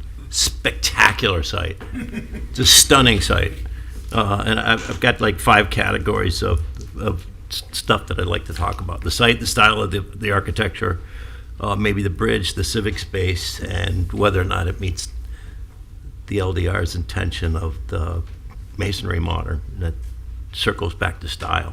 But an amazing site, very, very dynamic site that's underutilized right now, even though it's got a relatively brand new building on it. This is going to be an absolutely stunning project that links the 2 properties across that alleyway for the first time ever. And it's got some really exciting things that Julian pointed out. The internal organization of the utilities. It's not on the periphery like the courtyard, the Marriott courtyard, a block and a half away. Just didn't address a lot of these very intelligent things that staff and Julian is talking about, and so here they are, and I think they've been addressed very, very well from what I can see. The civic space, at the Marriott is woefully fall short of solving whatever it was supposed to solve. It has a drinking fountain as its water feature, and the drinking fountain is something exactly like we have in the hallway right outside back of Neil over here. It is placed on the outside of the building. It's not even an exterior grade drinking fountain. It's an interior drinking fountain stuck to the side of the wall, and that's the focal point of that civic space. This civic space is, first of all, I think it's on the right corner of the site, on the northwest corner versus the northeast, and so it seems to have all the right parts and pieces. A beautiful water feature. I can't really get into the details of it at this point, but I'm sure they're there. It has great potential. The size of it is substantially bigger than it needs to be. Is it adjacent to activated space? It's trying to. It's next to an activated section or spine of the lobby. So, this isn't a mixed-use building. There aren't coffee shops and Pilates studios and other things like that activating that lobby. It's a lobby. It's probably going to have a security person, and that's about it, and high security going in and out. So how do you call any of that activated? I think it's got all the right elements to it right now that gives it the best amount of success that I think it can have. And they've said they're going to try to take some of that concept and philosophy and bring it over onto the east side of the corner, which I think is exciting. So in that respect, they kind of have two civic spaces. I love the bridge flying across from one building to the other. Absolutely love it. I'm sure they'll figure out all the fire and safety components that they have to abide by with the code. And then you know, and Julie, man, you guys are really spot on in your architectural criticism. I mean, you're doing a phenomenal job in trying to hold applicants accountable for these styles of architecture that we seem to have deemed, you know, to be the most appropriate for Delray Beach. And so here we are, it's a masonry modern, and this tripartite business is centuries old. This isn't a modern day element of what we're holding somebody accountable for. This has been going on for centuries.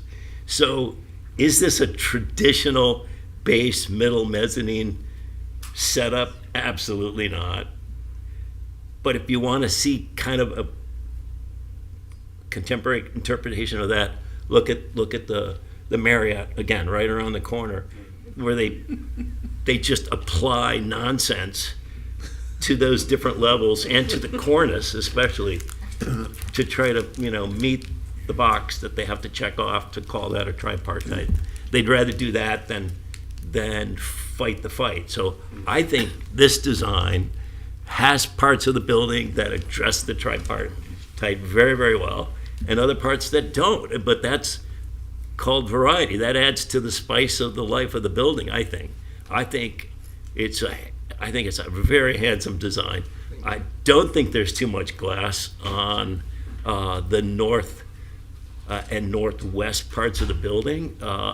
Everybody should recognize northern glass, northern sunlight is the best sunlight that any building can have. Mm-hmm. So it's not as if they have too much glass maybe on the east or the west. They've got maybe too much on the north, but it's really well placed and very handsome.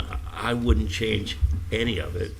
I love the project and would love to hear what the others have to say. Thank you. Mr. Strawn.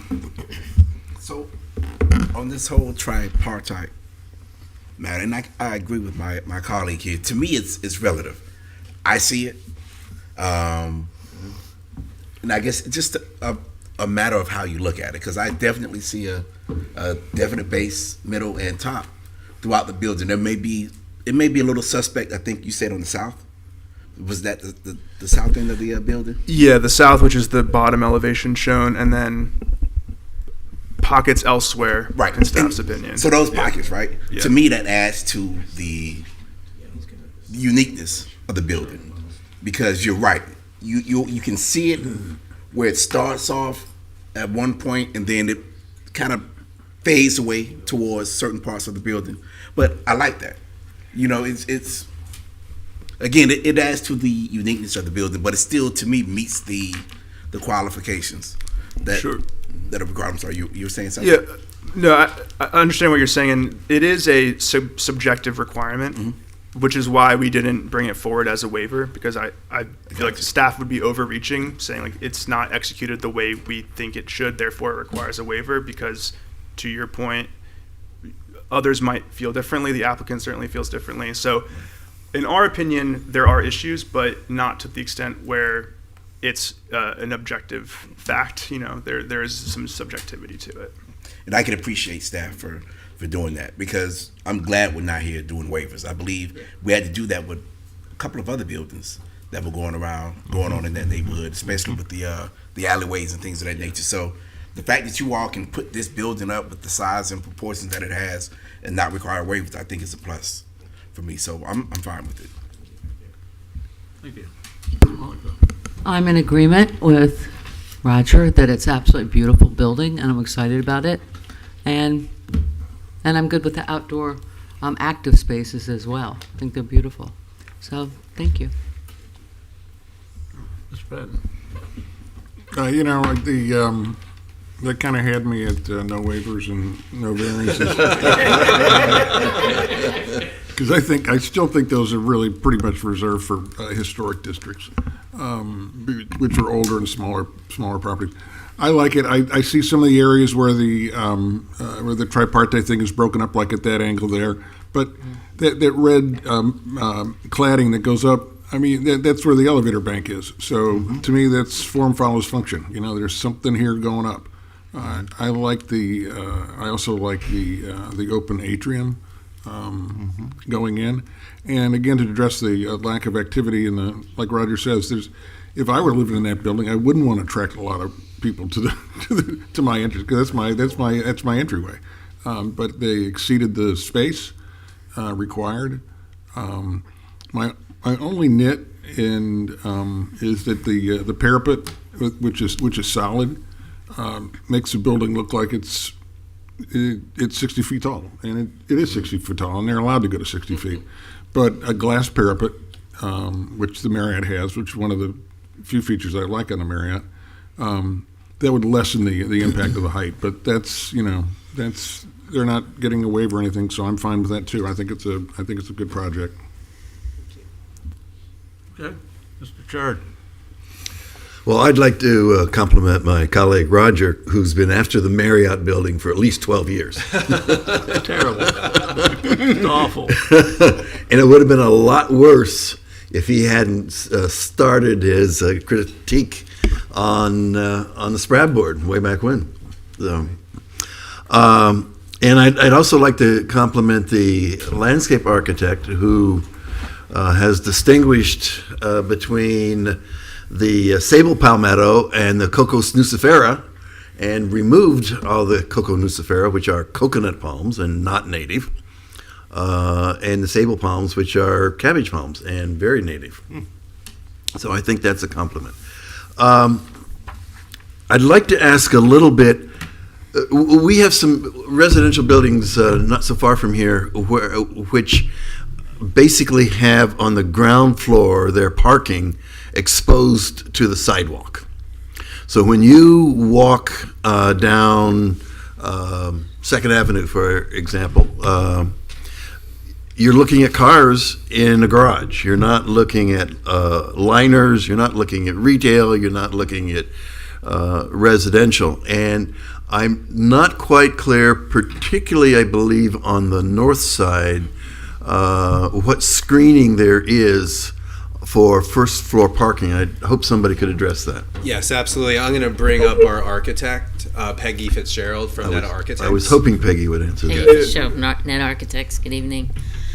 So specifically, which one makes it shine? Whoops, that's not it. What are you looking for? The pointer? The pointer. Right here. Yep. Okay. So in this particular garage, and this is the north secondary street, we have the loading zone and the bicycle room. There's pretty much sort of more utility spaces, but all the parking is down along here. This parking, and it's all interior. So on 6th, you have the lobby, that's the liner, so you won't see the parking, as well as here, you have the gym area down here, the lobby space all along here, which screens all the parking, which is interior. Here does not particularly have a liner, which is not required on the north, but if I could go back to, I don't know where we have the rendering. Oh, there, wait. Yeah. So that's what you're seeing here. Yeah, that's what I was right? particularly concerned it's about. Sort of a metal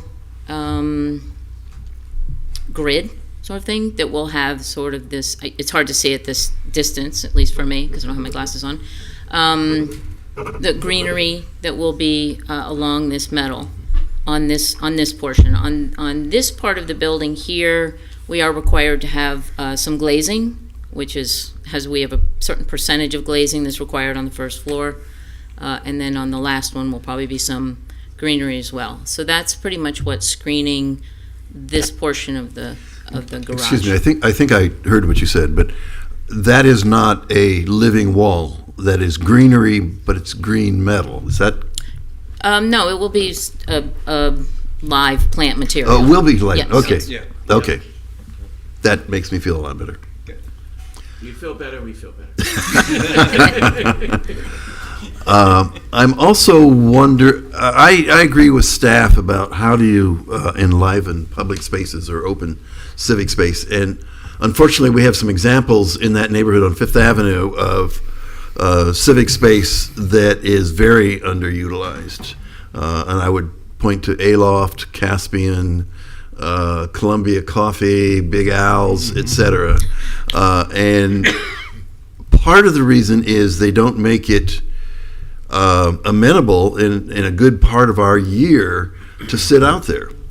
Some of them do have some flimsy umbrellas, but that's about it. And I'm just wondering, I don't want to design from the dais, and I'm not an architect, but what about some sort of sailcloth or shade cloth out there that is used in a lot of public places? So interestingly, on this project, probably a year and a half ago, when I got involved, we did have actually a metal frame structure that was, more like almost a gazebo type thing. But here, there are requirements for the amount of trees that need to be in the civic space, and so we tried to put them, within the space with the benches to, provide a good amount of shade, so that if you enter and you sit, There you go. on this square bench here, these little white squares are benches. These are actually the squares that the trees are planted in. So they should create shade. There's a great deal of also the trees up against the building, which will provide shade over the bench area at the water feature. And please don't forget the cold plunge pool in each. Are those open to the public? That's what they are. That's what they're for. So will those trees have enough spread when they are planted to provide the shade that would be required? Yes. At time of planting, probably not, but I think they're required to be planted at 16 feet in height, and then I don't know what the corresponding canopy spread to that is, but over time they will create a thorough shade canopy. Couple of years. Yeah. Max. I think they're going to provide some significant shade on day one, but I'm not a landscape architect. Yeah. But Well, that worried me because we have experimented quite a bit on that avenue without a great deal of success. If I can. Well, you also have street trees as well that, will protect you somewhat from that northern, the sun. When it's Mr. Chard, with your permission, I think obviously we have our landscape plan that is code compliant, and we feel like we're going above and beyond with some of these trees in the civic space. We'll be happy to go back and look at sails or shades at the appropriate times of year. We don't want to do anything, obviously, that's going to detract from the beauty of the building or the function of the building, but if there are ways to create additional shade, we can investigate those before building permit. Okay. I'm also wondering about the parallel parking on Fifth Avenue. It looks like there are three spaces. 3 spaces. So there's 2 existing, right? Left. There you go. These 2 are 2 existing spaces, Mhm. and then we've added 2 additional spaces here. Is that a staff request? Yes. Yeah, on pretty much any corridor in the CBD, we request inclusion of on-street parking where feasible to help buffer the travel lanes from the sidewalk. And this location where the new ones are, that's where the existing curb cut is. So there's no need for the curb cut anymore because there's no longer vehicle access. Well, the reason I'm asking is that in that particular neighborhood, there's probably an excess of parking. And to put in 3 parallel spots and take it away from sidewalks reduces the pedestrian and walkability aspects. So we ensured that the sidewalks are fairly wide there. So in my opinion, I think there's a balance. I think that the additional 2 spaces are a positive. I agree. You're supposed to agree with me, Roger. No, but they're eliminating curb cuts around the site. Yeah. Well, the other reason, of them, which Julian, that I worry about it is when we narrowed Federal Highway, we put a lot of parallel parking in. And when you're pulling, particularly from the east side of Fifth out onto Fifth Avenue, that's an accident waiting to happen because you just can't see cars over that parallel parking, particularly if there's a big SUV or something. And in my particular corner, I must have seen 4 accidents there. And I'm not saying that's always the reason why, but if you pull out from the city parking lot just south of where Starbucks used to be, you're taking your life in your hands when you pull out into the closest lane because the parallel parking, not the trees, the parallel parking blocks that. And I would just like to raise my hand on that to see if that's something that needs to be rethought. I have no problem with the tripartite. I have no problem with the glass. I would like to say that in our strategic planning sessions, and I think Judy Malik was one of the people that talked about this, was that we are losing a lot of our commercial space downtown.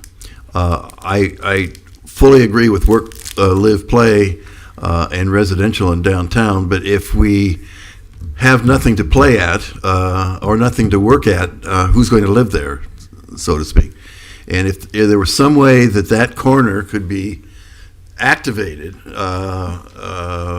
so that there was a reason for pedestrians to come there and sit and drink their drinks or their coffee, I think that would really help pull traffic off of pedestrian traffic off of Atlantic Avenue and to that because Atlantic Avenue is too crowded. Let me just take one more of mine, and I am done. There are quite a few plants that are being planted that are not natives. And I realize that our LDRs do not require more than 50%. But and I was glad to see you using gumbo limbos. There's too few architects use that. That's fantastic. But even the palms that are being proposed, like the Montgomery and the Alexander, are not native. And if we want to say palms are iconic to Florida, I understand that, but those do not attract birds or woodpeckers or squirrels or anything because they're not native.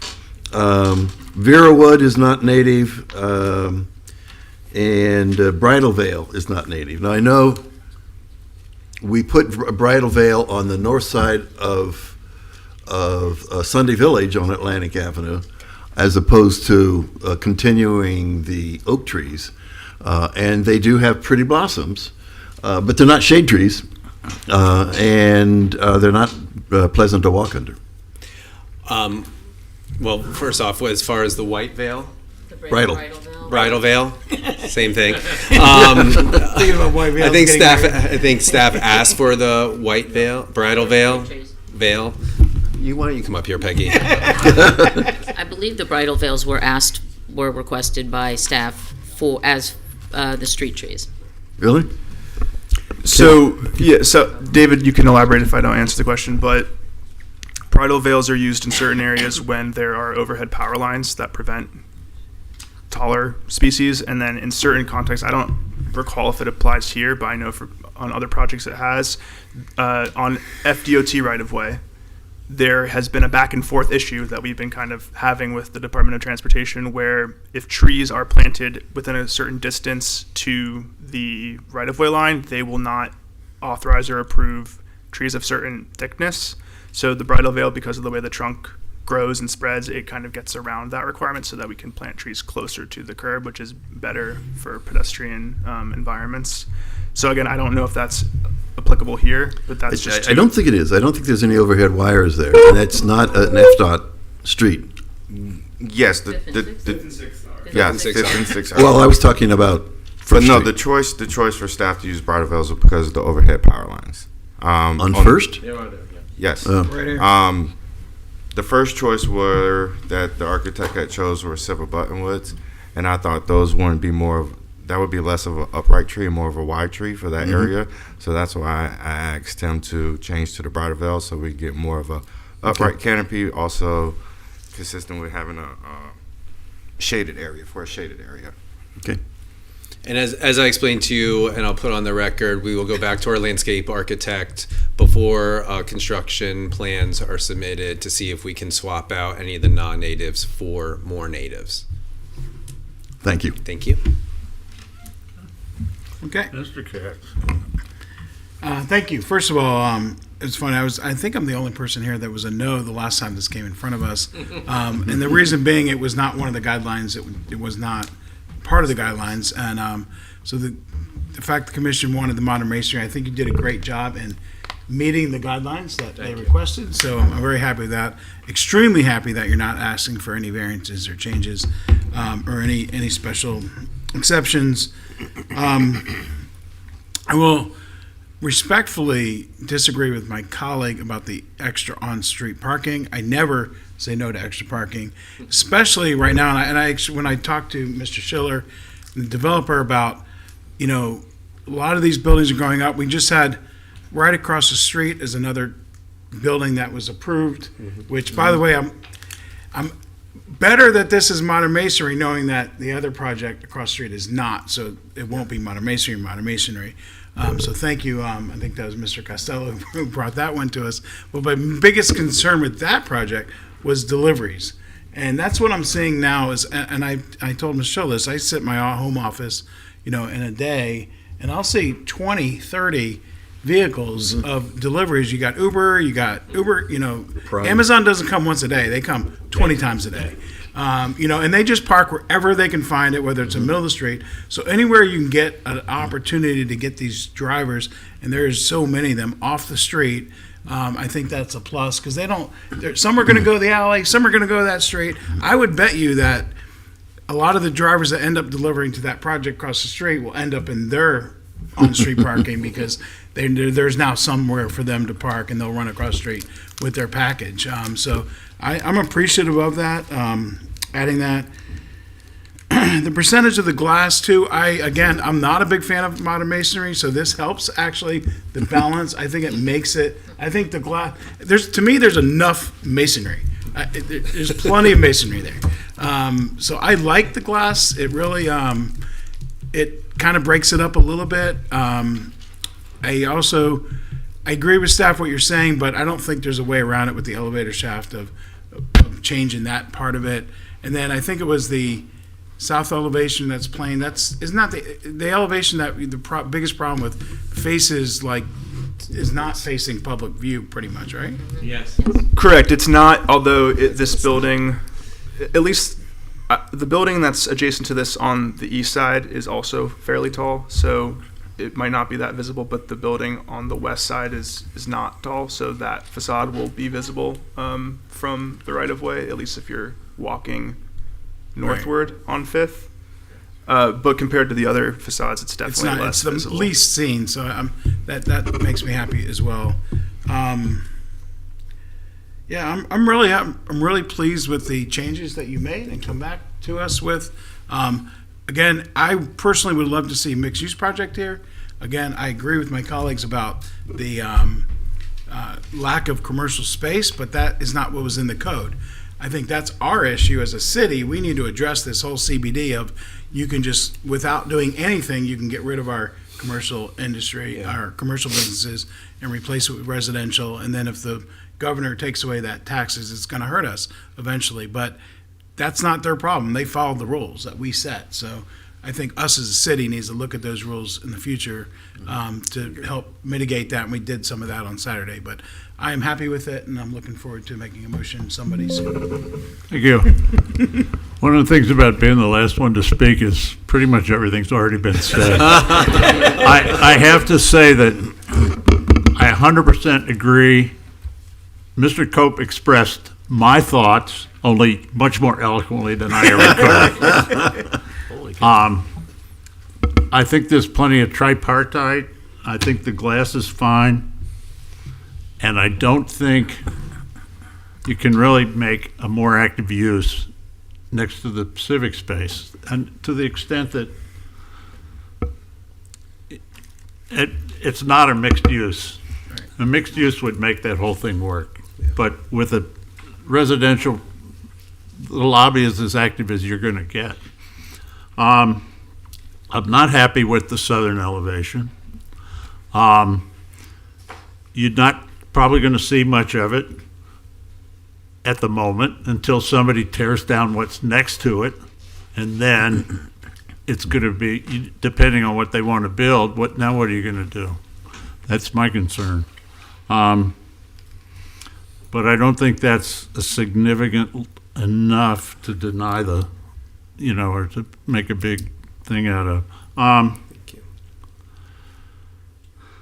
And I just really think it's a great building. I think it looks good. I think the glass is not a problem. And I think we should get a motion. Move approval of a level 3 site plan application request for 109 Southeast 5th Avenue, including architectural elevations and landscape plan to construct a 4-story, 26-unit residential development, finding that the request is consistent with the land development regulations and the comprehensive plan. Second. I have a motion by Mr. Katz, second by Ms. Malika. Ms. Miller, would you call the roll, please? Bryce Patton? Yes. Mitch Katz? Yes. Peter Strawn? Yes. Jim Chard? Yes. Roderick Hope? Yes. Judy Malika? Yes. Gregory Snyder? Yes, that motion passes 7-0. Thank you so much, Mr. Thank Chair. you. And I would like to just put on the record or whatever that I hate to disagree with Mr. Gadanik on anything because his analyses are so Spot on. thorough and to the point, and they're Totally. really good. And Thanks It always to makes me Julian, this nervous. project is much better than when it started. And we Thank really you, appreciate everyone, it. for. I will tell you, staff staff. does a great job in making these developers push the limits of what they really yeah, want to do. absolutely true. No, we And while appreciate Mr. everything. Gadanik is still here, I do feel like it's in order to note that this is his last meeting with us. He's moving to Orlando, so we need a new Julian. Julian, you're an asset to the city. Appreciate it. Yes, thank you. Wow. Sad to go, but I'm happy with the the work that we did. Opportunity, yeah. Very You good for realize you. there's no breeze in Orlando and you're dying of heat? It's back the in. wife's choice. Well, best of luck and congratulations. Best of luck.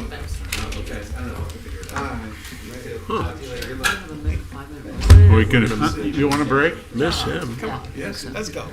Nah, come on. We'll take. I Go to tell the you. bathroom, we'll wait for you. Let's. I'm happy to take.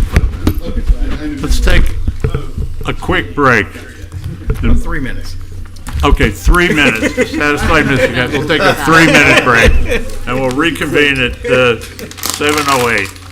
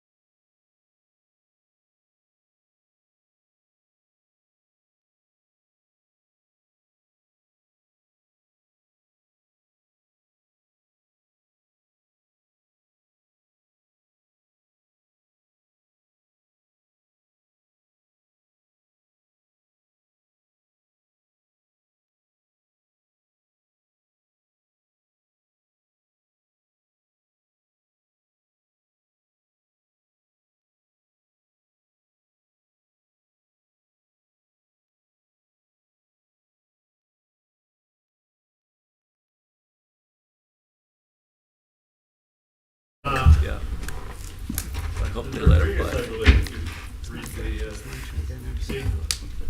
You can change everything, I think. Good evening, board members. Grisel Rodriguez, Senior Planner, introducing file 2023-207 use and file number 2024-126 SPR. All right, Mr. Costello. Hello, good evening. Chair. Oh, yeah, what's ex parte then? 0. None. Oh, I drove around and around and around and looked at the property. None. I drove the property. Yeah. None. I only go back when profiles and by concrete was established way back when. So because they produced architectural stuff. So that's about all I know of the site and the property. Great, thanks. All right, now you have the Chair of Board Jeff Costello, JC Planning Solutions, Delray Beach, Florida 33444, representing the applicant from ABC Supply Company. This property is at the intersection of Poinsettia Drive and Lime Lane. Go ahead. Let's try it again.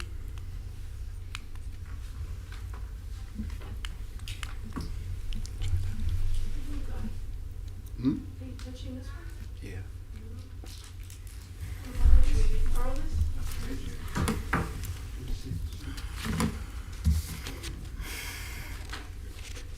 Thank you. Some photos. Well, I think I skipped the slide, but anyway, some photos of the property, existing development. There's extensive background in the staff report. Goes back to, as Roger said, about 20 years ago. There was a conditional use, 25 conditional use request that was approved for stone manufacturing facility, and then there was an approval for expansion for an outdoor storage area. The proposal is a conditional use to establish a lumber yard. This is a roofing supply company, but it kind of fits into the box of a lumber yard pursuant to 4419 D2A with outside storage and materials and truck parking. You see in blue on the top side of the slide is where the proposed truck parking area will be, and then on the east side is an existing about a little over 10,000 square foot outdoor storage area that was originally approved with the stone facility about 20 years ago. And then this proposal includes 6,500 square foot outdoor storage area on the west side of the building, as you see that long rectangular area. And then, of course, there's associated parking existing, a dumpster area, site lighting, etc.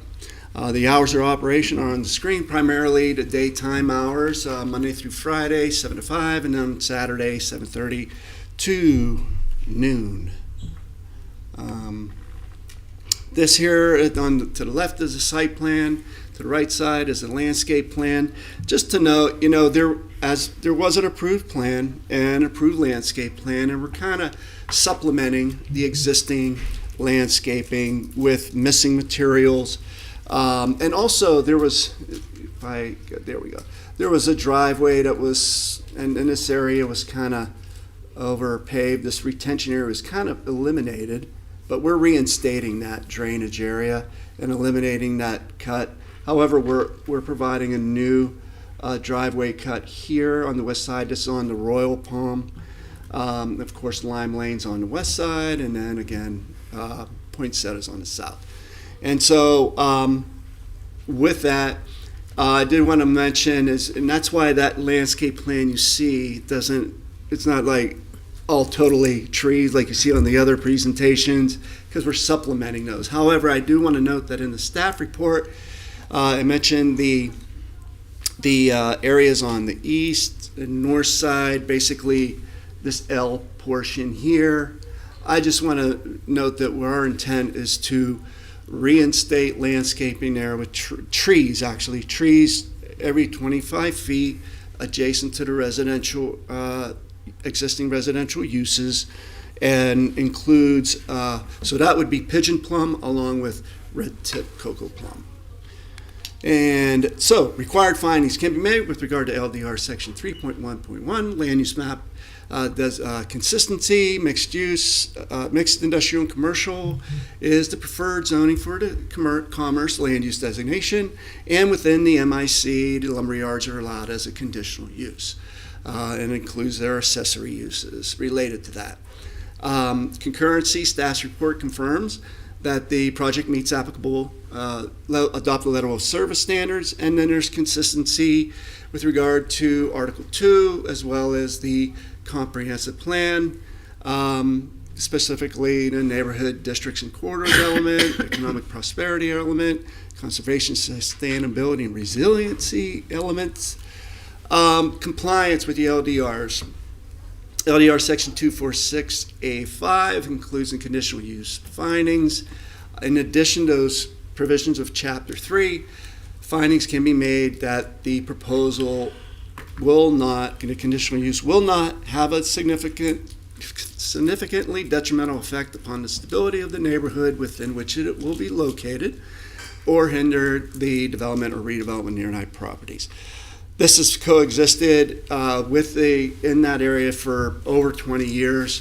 It's internal to the industrial district, the existing residential or existing non-conforming uses.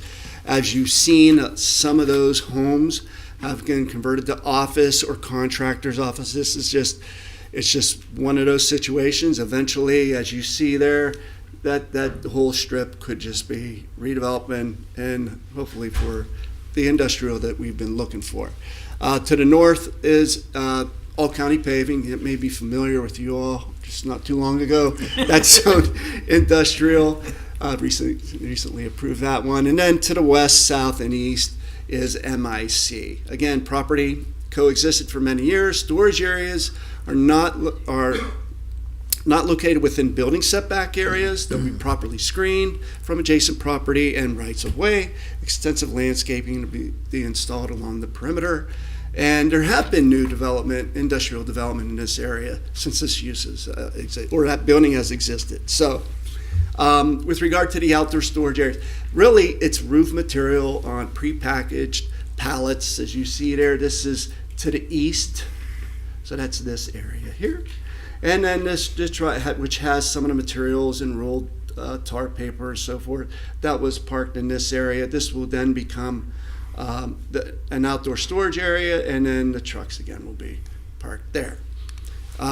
Again, those are the trucks that are proposed to be parked in that area. And they're an essential aspect of this operation, as well as many other trucks are, as opposed with these industrial types of uses. And again, these parking will be screened from adjacent rights of way. There are hedges proposed along this north side, and there's existing trees, and then we're supplementing with some additional trees. Site plan, which is also before you. Positive findings can be weighed 2410A3.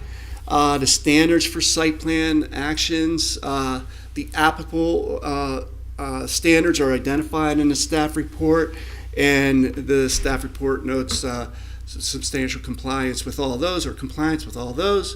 It meets the applicable standards, and there are no identified areas of concern with regard to the impacts from the overall site configuration. This exhibit, which was provided, relates to the trucks, parking on the north side, and that maneuvering area was, of course, by a certified engineer, these designs, and it all accommodate without the maneuvering into the public rights of way. Compliance with the LDRs, the development proposal complies with the applicable development standards. There's extensive detail in the staff report. Appreciate staff's assistance through this process. I think you've seen it's been before or in the process for a while. We're heading to the finish line. With regard to landscape findings, the proposed landscape plan is consistent with 4616, and as I stated, we'll add the trees every 25 feet adjacent to the residential use, as well as the hedge, which will grow up to 6 feet. With that, that concludes my presentation, and I appreciate your support. Thank you.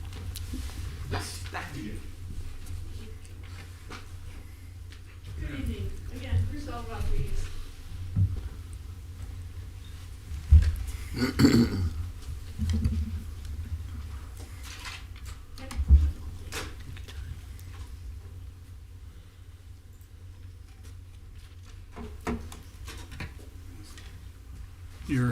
mic's turned off.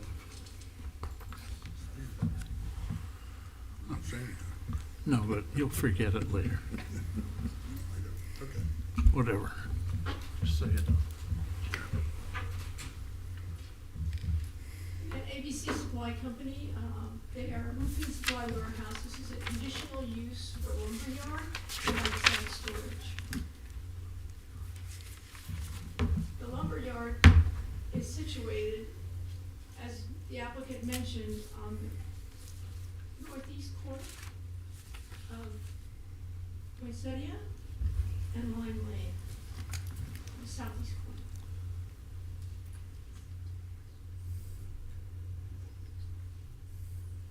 The request is a level 4 site plan with a conditional use to allow a lumberyard with outdoor storage materials and truck parking. The MIC proposed intent is to provide a mix of industrial, commercial, and office use in a single zoning district. So it's a little combination of things. Lumberyards are permitted by section 4.419B2A. Outside uses are allowed as a part of the conditional use process per section 4.66 LDR. Conditions may be applied to mitigate visual and other impacts. Materials and equipment stored outside must be screened from adjacent public rights of way. The outdoor storage areas are in green. This is the new outdoor storage area. This is the existing outdoor storage area. And this is where the truck parking is going to be. The conditional use is for the green areas, that they are properly stored, because you can't store material outside unless it's appropriate to store it, and that's what the ask is for. The existing development is a warehouse that's 21,600 square feet with an office of 4,000 square feet and existing storage of 10,715 square feet. The FAR is 0.29, 0.60 is the maximum, so it's well below the FAR. The proposed modification is additional outside storage of 5,518 square feet on the west side and the parking of 4 vehicles on the north side. Landscape improvements have resulted in an increase of 25.7% open space. This was a previous waiver from the previous application, so that's been improved. The truck parking, the one on the left illustrates how the trucks are going to move in and out. The trucks will park in for the night from Lime Lane into their area here. They're going to be 4 trucks parked tandem style, 2 rows. And they will leave in the morning from here through Royal Palm and then go on their route, load and leave. The loading area is from here. They start on Poinsettia and they exit through Royal Palm, and then they go off on their deliveries.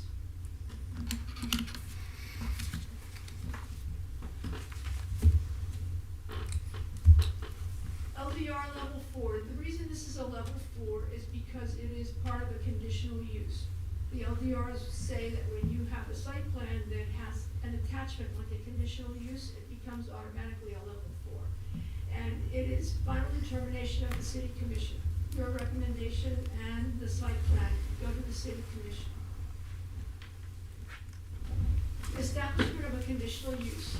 Conditions may be imposed pursuant to Article 2.2. In addition, limitations on the hours of operation and the longevity of the use may be imposed. The Article 2.2, in granting to any development application, the granting body may impose conditional use if it deems that the compatibility, it interferes with the compatibility, you have to mitigate it, the consistency of the requirements with the land development regulations, and the consistency with the comprehensive plan. The findings are the land uses are industrial to the north and MIC surrounding the parcel. The MIC district is the preferred implementing district in the commerce land use designation, and a lumberyard is allowed as a conditional use. The required findings, most of the findings are met, but two that we want to highlight are the traffic, that a letter from an engineer was submitted almost a year ago indicating that the proposed conditional use will not produce additional traffic to and from the site, but the letter does not meet professional standards for a traffic statement. However, the previously approved use was a warehouse with a distribution use, so the board could consider whether the use is similar enough to the proposed lumberyard to proceed without a full traffic statement. The other issue is that it is within a level 4 wellfield protection area, and it has been reviewed for compliance with that. And it has filed forms with the county indicating the materials will not interfere with the protection of the wellfield.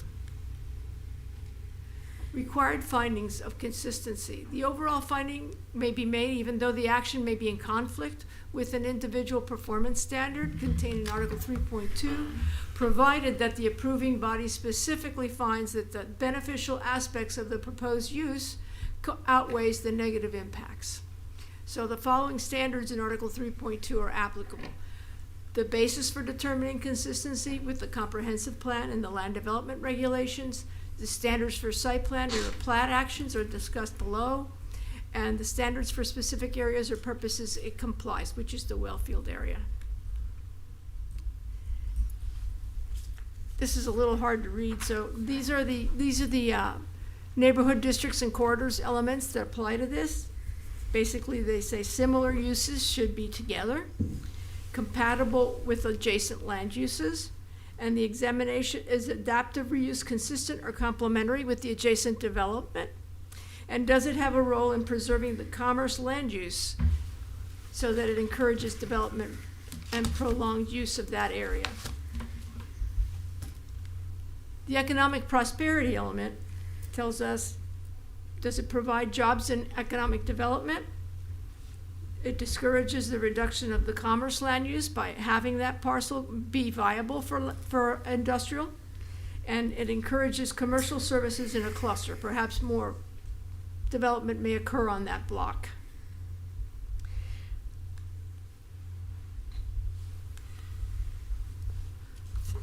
The section for site plan action, the building landscape and design and glare shall be such that they do not create unwarranted distractions or blockage of visibility. The engineer, the city engineer, has reviewed the traffic plan and determined that it does not find the entrances to create unwarranted distractions or blockages with visibility. That includes the new one that's being formed as well as the other 3 existing entrances. All development shall provide pedestrian, bicycle, and vehicular interconnections to adjacent properties and that they be accessible. The site has sidewalks on all 3 sides and provides accessibility within the parking lot. Required findings for 2.4.10A3 are that the site plan applications must demonstrate consistency with the comprehensive plan, compliance with the applicable provisions of the land development regulations. The following shall apply. Level 2, Level 3, Level 4 site plan must comply with the findings of Chapter 3. Landscape plans must comply with landscape code regulations.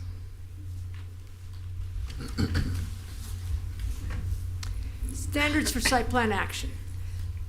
The property shall be developed or redeveloped in a manner so that the use intensity and density are appropriate in terms of the soil, topographic, and other applicable physical conditions, and are complementary to and compatible with adjacent land uses.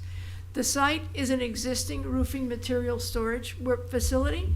It's being expanded. This is what their ask is, for an expansion of the use and the parking of the trucks.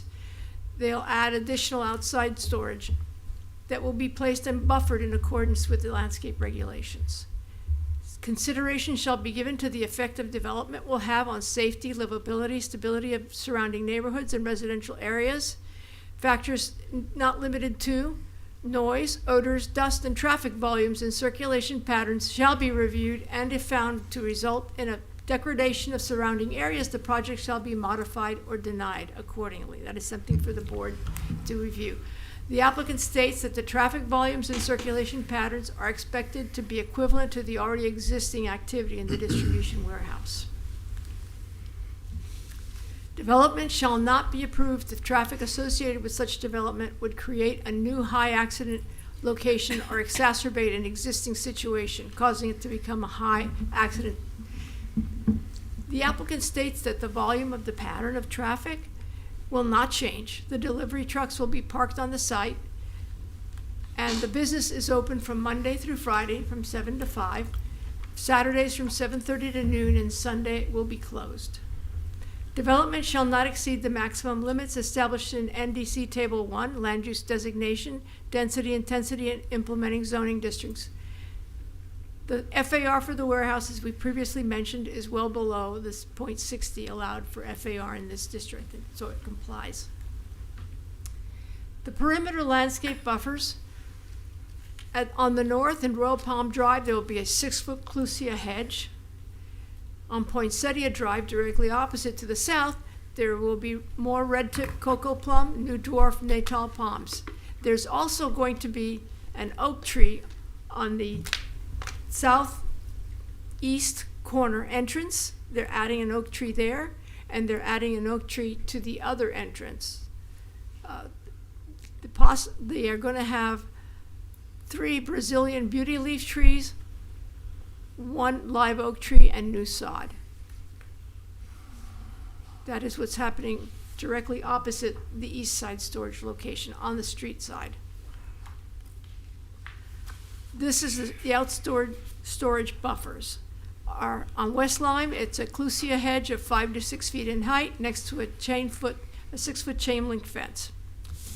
The southeast side is a red tip cocoa plum hedge growing to 4 to 5 feet next to a 6-foot chain link fence with dwarf natal palm in the front and 1 gumbo limbo tree that is replacing an existing tree.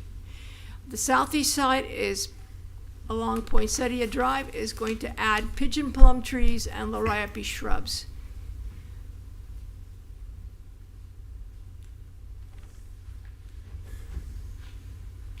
Considerations for board for landscaping. As the applicant has stated that they're going to add those trees directly opposite here. Sorry. They're going to add trees here where there were none before in the brown area. So that will provide an additional buffer to the residential area. Because currently the area is just mulched in the site plan. Green area has new sod, 2 pigeon plum trees that will grow to a 16 feet height at maturity. So they will provide some screening in that direction.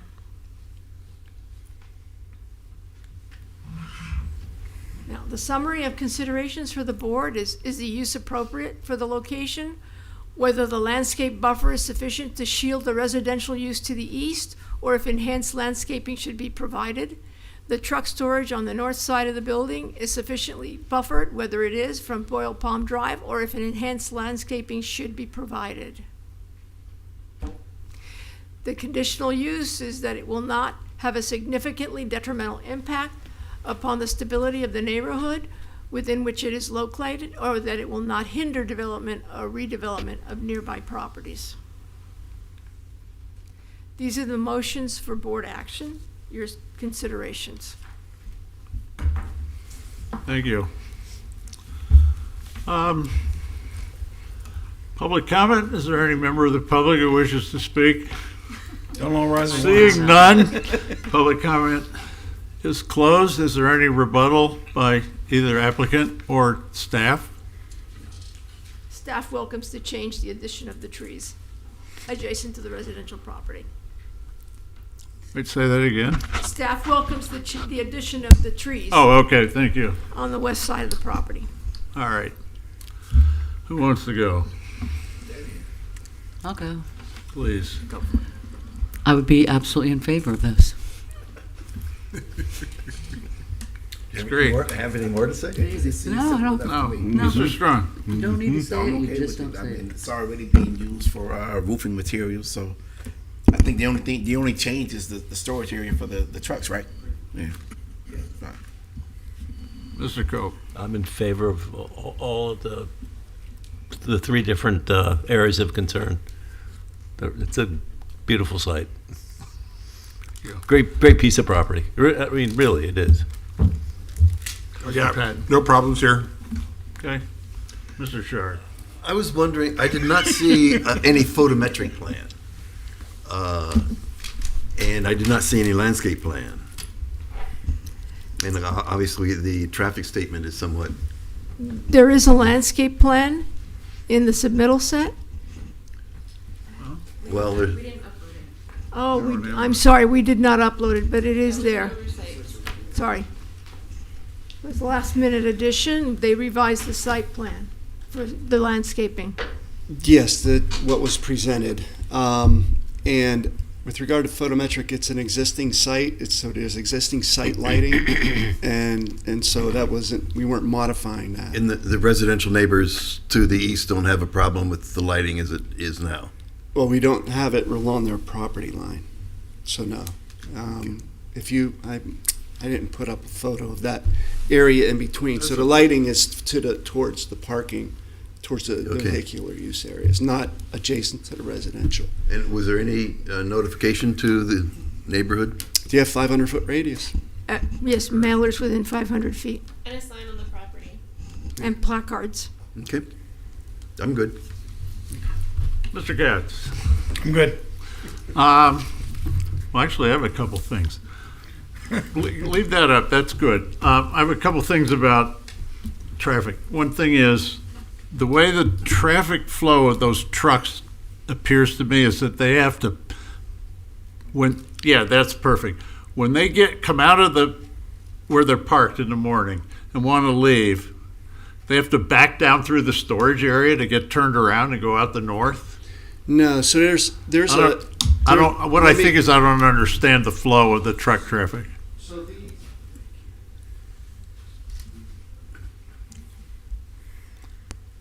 So this is where they're stored in the evening, right? They come in on the green part, right? They come in from Lime Lane, and then they park. Yeah. And they back out. When they leave, they go through there. There's enough space where they could back out, and they maneuver out. So that's down in this. Oh, so they can back straight over to Lime Lane without going into Lime Lane and then make a left out. Right. Okay. And then there's also the ability here where trucks can come in. Yeah, but that's a storage area. Yeah, but then, right, and so and with the applicant, well, you can go into that area, and then they'll load up the pallets onto the truck, and then they go sort of like a drive-through way. Okay, it just looks like you're going to store a bunch of stuff there and then try to drive trucks into it. No, it's just like they're on either side, and then they have forklifts to come in. So that's why that picture of the truck was relevant in how because they have to load them, and then and then there's also the warehouse is storage as well. So there's overhead doors that go out into this area here. Okay. Yeah. So. And then then traffic itself, as the thing was mentioned, it's not going to be any different than it is. No. Because it's going to be 4 trucks and the people that work there. Right. There's no public access to go buy lumber. It really doesn't generate any additional lumber. trips. Right.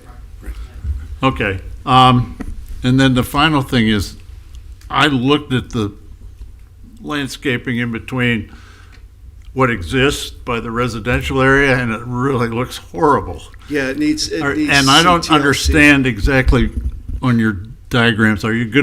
There's gonna be mulch put down? Well, there's already mulch. Okay. And so what's gonna happen is, there's a couple trees that are kind of very stressed, but what we're proposing is just to install the pigeon plum and then a cocoa plum hedge. It'll be maintained at 6 feet in height, only here and here. It will fill in the gaps. Oh, okay. Thank you. That's what I was looking for. All right. In that case, thanks very much. You're welcome. Do we have a motion? Move a recommendation of approval of a level 4 site plan application with landscape plan, including request for conditional use, approval of a conditional use, request to allow the lumberyard with outdoor storage of roofing materials and accessory outdoor truck storage at 1127 and 1107 Poinsettia Drive. Resolution number 22-26, by finding that the request and the approval thereof is consistent with the comprehensive plan and meets criteria set forth in section 2.4.6A5 and the land development regulations. Second. Do I hear a second? Second. I'll second. Yeah. Okay. Motion by Ms. Mulligan, second by Mr. Cope. Ms. Miller, would you please call a roll? Bryce Patton, Yes? Mitch Katz. Yes. Deidre Strong. Yes. Jim Chard. Yes. Roger Cope. Yes. Judy Malika. Yes. Gregory Snyder. Yes, that passes 7 to nothing. Thank you Thanks, so Mr. much. Costello. Thanks to staff. Thank you. Thank you. Good luck. And again, I want to echo what the previous applicant said. Staff has been excellent so far across all our deals. Good. Thank you very Look much. for better- Glad to hear it. Very nice. Great. I have an unexpected commitment at 8. I'm going to have to do as much as I can to hear this discussion. All right. At this point, Mr. Patton is leaving the dais, and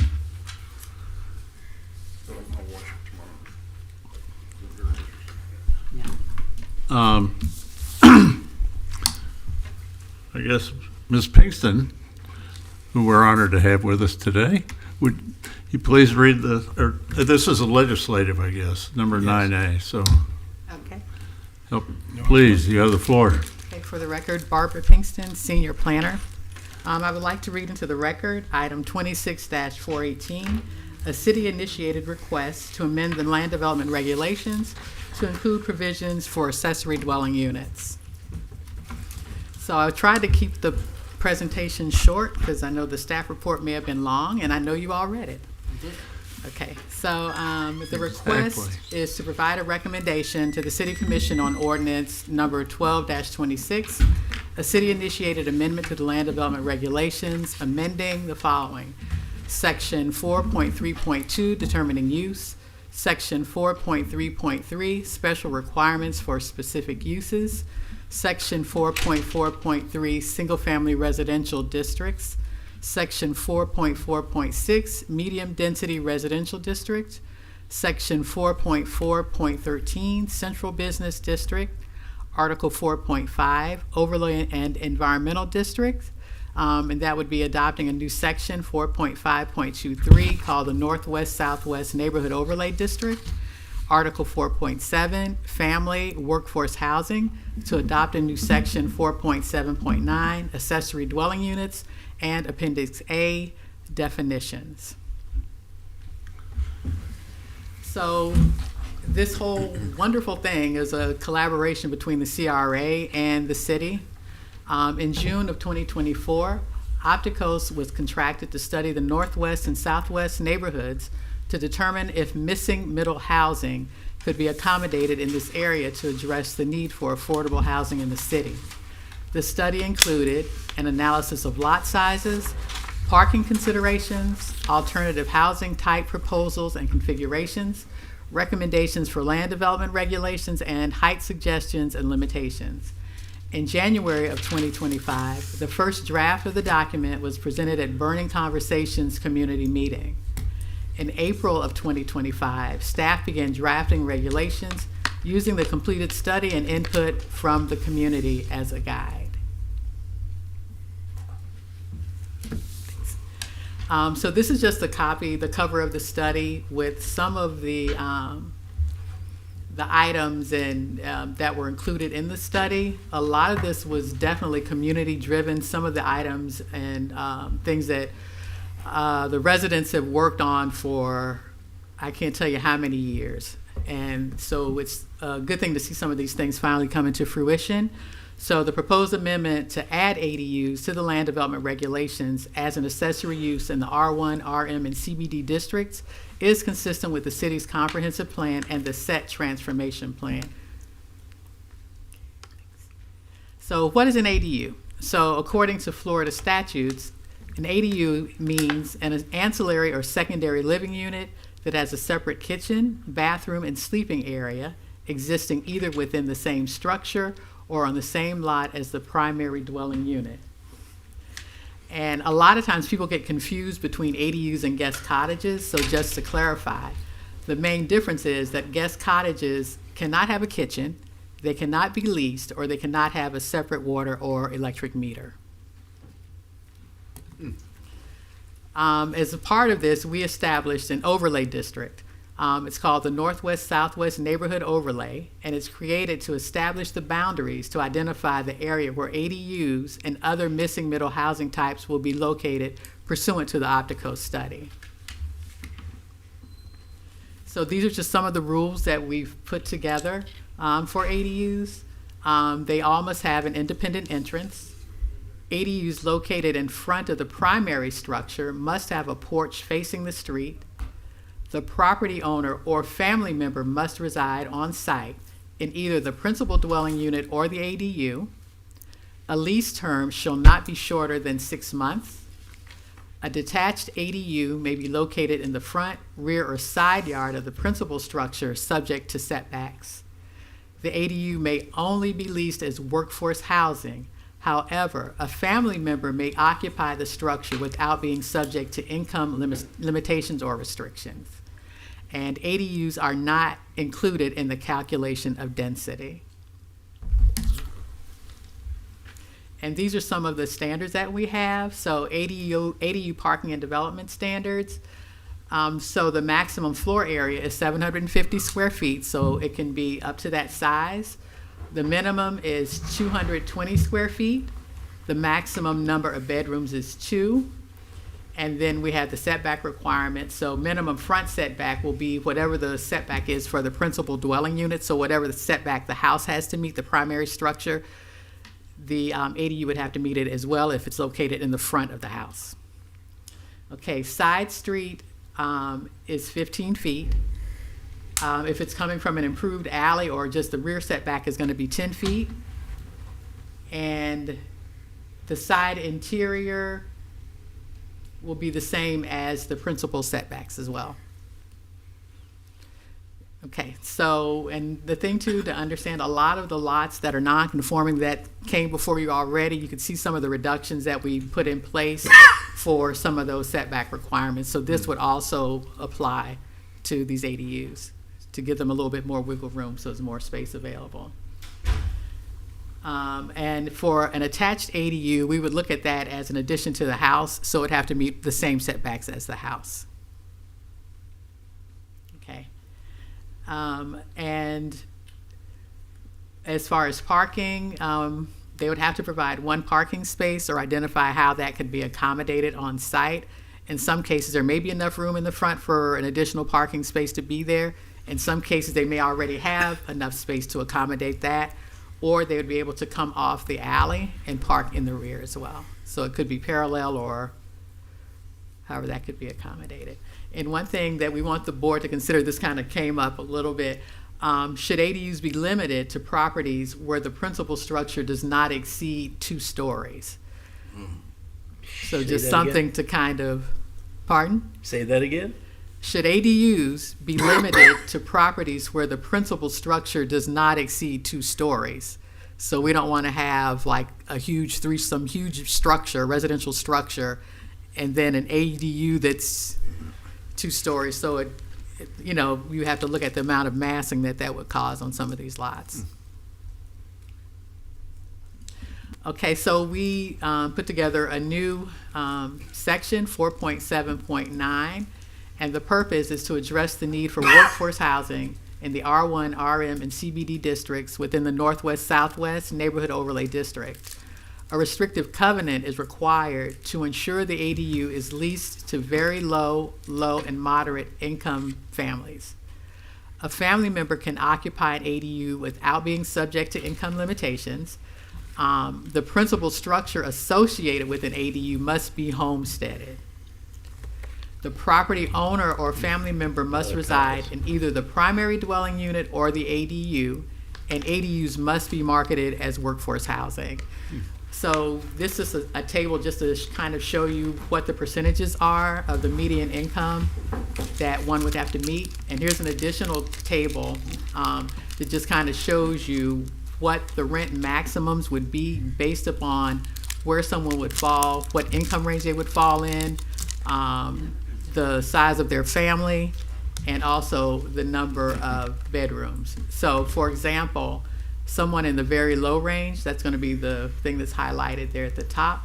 The most that a family consisting of 3 people wanting a 2-bedroom, they could not be charged more than $1,578.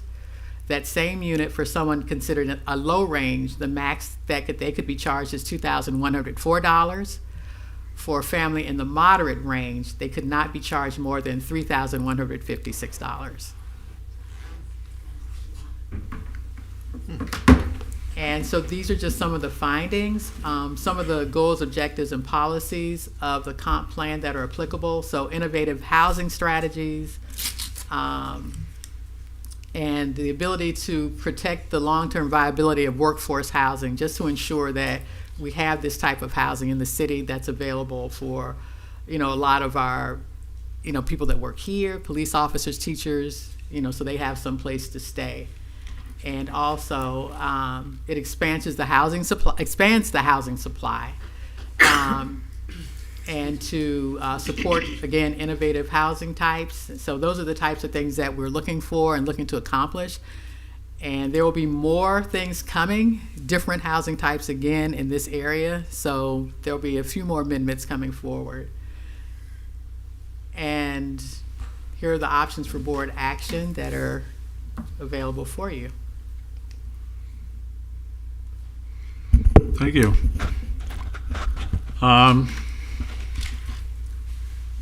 Who wants to say something? Anyone want to start? Ms. Mulligan, yeah, please do. I'm feeling a little shy tonight, so I just get it out. So I'm super excited about this accessory dwelling coming finally to Delray. We need to solve the housing crisis.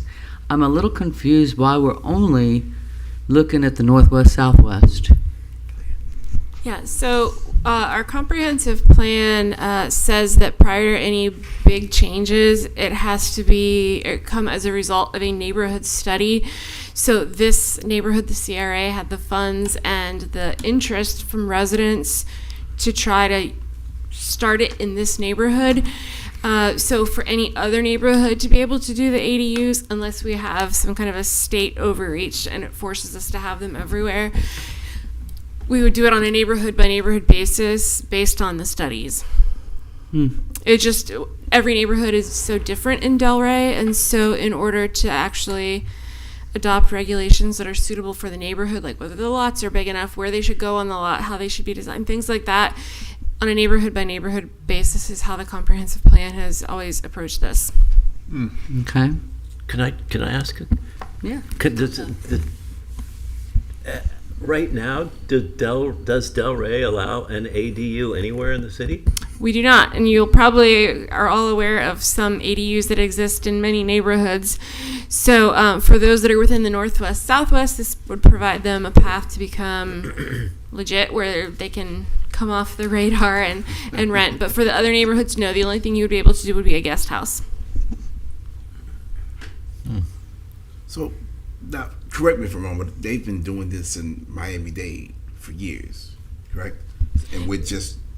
Yes, so all over the country, it's been something that municipalities have found to be a really effective way to add to the housing inventory in a way that's really compatible with the scale of the neighborhoods.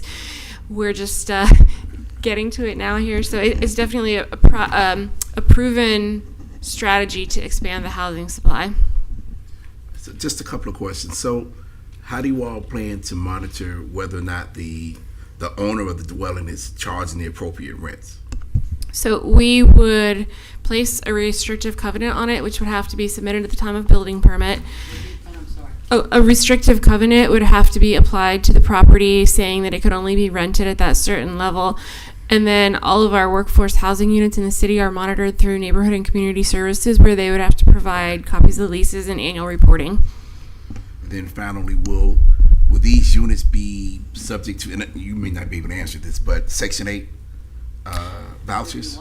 Yeah, I mean, if an owner was willing to take them, I'm not as familiar with how the program works as a whole, but yeah, anyone with a Section 8 voucher could do that if the operator of the unit was willing. Okay. I'm good. Got any more? It doesn't affect the density of the site. I find that awesome.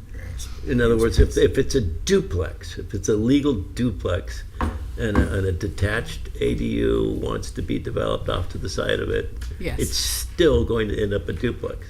The property is still Right, a it duplex. doesn't change the It doesn't density. become, for some, I mean, it's not a triplex at that point. It's a And that's also, it's locked into the comprehensive plan, and we also added it here just to make sure that it's abundantly clear for everyone who may want to have an ADU.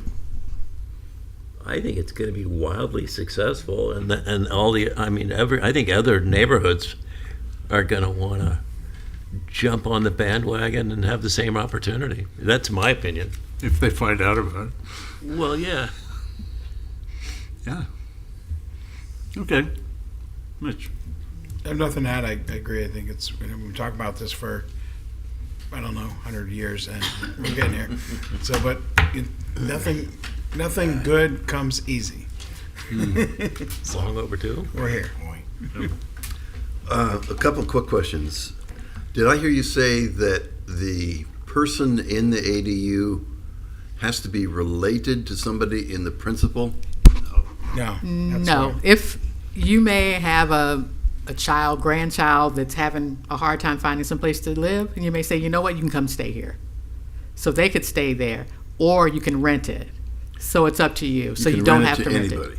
Yes, as long as they fall within those income limitations and those guidelines. So for people who are house poor, would be a revenue source for them. Exactly. And so, yeah, the one important thing that we thought we needed to build in was that the income limits don't apply to the tenants. So let's say in that example where you rent it to your grandchild, even if they make more than the max for that workforce housing limit, you would still be allowed to rent it to them. So yeah, we felt that was a good way to help families to diversify and support their own. Or the mother-in-law suite. And there's no minimum, just a maximum. And you can only do one per parcel? That's correct. Do you both agree on that? Well, so I mean, that is what is proposed now for this, based on the lot sizes in that neighborhood from the Opticos study, which was attached. They do go over a different types of housing or different scenarios, but for now we're proposing this based on the lot sizes. Certain jurisdictions do allow more. There's a lot of options. But there are a lot of properties that may be 100 feet wide, so you could put 2 or 3 in there. Right, but for right now, this is an accessory, so it doesn't matter how large the property is. So if it's single-family zoning, you can have one principal unit, regardless of how big your lot is. Mhm. So this is accessory to that. Yeah. Then it becomes multifamily at that point. I'm all for it. I think there's going to be parking issues. There's already parking issues in Northwest, Southwest. But it's the cost of moving forward. I think, if I can add, I think it's great. Like if you have, I mean, the biggest problem has been these generational trying to keep the houses. So they have the children can move into the house, and then potentially the parents or the mother they're going to end up in the mother-in-law. They're going to swap. Essentially, I think you're going to see that. So they can keep the house within the family. And I think that was the part of this, was being able to keep these properties that have been generational within those generations, and let the families have an opportunity to keep it, whether it's renting it out and make income so they can keep it, or keeping family members close by. And we do have the CRA here. If you all have any questions specifically related to ADUs and what they may be planning to do with them, but we do, there's a project, I think, that's public. Yes, there's a townhouse project within the CBD that they are actively in the process of designing, and hopefully now that we are passing this, get started. It would be townhouse units with an ADU over a garage in the back. So there's a lot of things already happening as a result of this amendment. Well, since Renee is still here, we should ask her a question. Should we? I just wanted to say thanks for coming. Hi, Renee Jadising, Executive Director, Delray Beach CRA. Christine and I are both here to support this item. As I mentioned, we do have a project that's coming up. It's already going through the review with Development Services. You may have seen it, but it's on Northwest 7th and Atlantic Avenue. It's a strip of townhouses. So on 7th is where the main townhouse will be. There's a courtyard in the middle, and behind that is the accessory dwelling unit. On the second floor and the ground floor is a parking, parking. So it's very cute. It looks like two buildings, but it is the primary building, then the accessory with the parking underneath off the alley and with the courtyard in the middle. So it's going to be really nice, but we would need this study in order to implement that. So we definitely do support it. Obviously, everywhere in the Northwest Southwest. I want to thank Development Services staff and Opticos. They did an amazing job with this study. It's very detailed. We were there along the way. And as we were doing that, we were working on this housing development. So hopefully it's a model for others to come and see that it's possible. It really is possible. Will CRA be providing financing for people who want to do this? We don't know yet. We haven't gotten that far. We'll be paying to build these townhouses for sure. Yeah, but as far as the financing mechanism, we haven't really discussed that. It's come up in conversations. It came up during the set transformation plan meetings as well, but we haven't quite gotten there yet. So well, just picking up from what Mitch said, if we're trying to preserve generational wealth and give them an opportunity to add to a cash flow, that I would think financing would be in order. All right. Noted comment. Yes. I'm sorry, before you No, Mr. Sherman, please. So these are considered accessories. So do you all, does anybody tell me, how does this work in terms of property taxes for the property owner? Is this a, I figured this much, but it's being appraised as a separate dwelling? It's accessory, just like a garage would be, just like a shed would be. So how the taxes are assessed, I don't think that we can speak to that part. The value would go up. It would, but not as much as it would be if it was considered. It's not considered a unit, Is it, right? When It's you not add a considered- garage, is it? I'm sorry. Has it affected by your homestead? I don't know how that. Good question. I don't know. It's not- I did know that question, but I don't. Yeah, that's a great. It doesn't, I don't think that affects And your then homestead. if the governor has his way, it's not going to matter anyway. Yeah, Property we're not tax. going to have property tax. So there is one historic district in Northwest Southwest, and maybe there'll be two. Does Frog Island? Yeah. Does the ADU have to comply with the regulations from historic preservation? Yes, right? Yes, it does. Everything else remains. That's in the study, or in the. I read that. Yes. Yeah. So just like if you do it, if you were to do an expansion of your house or an addition, it would go through that same process. And So from serving on it couldn't be masonry modern. No.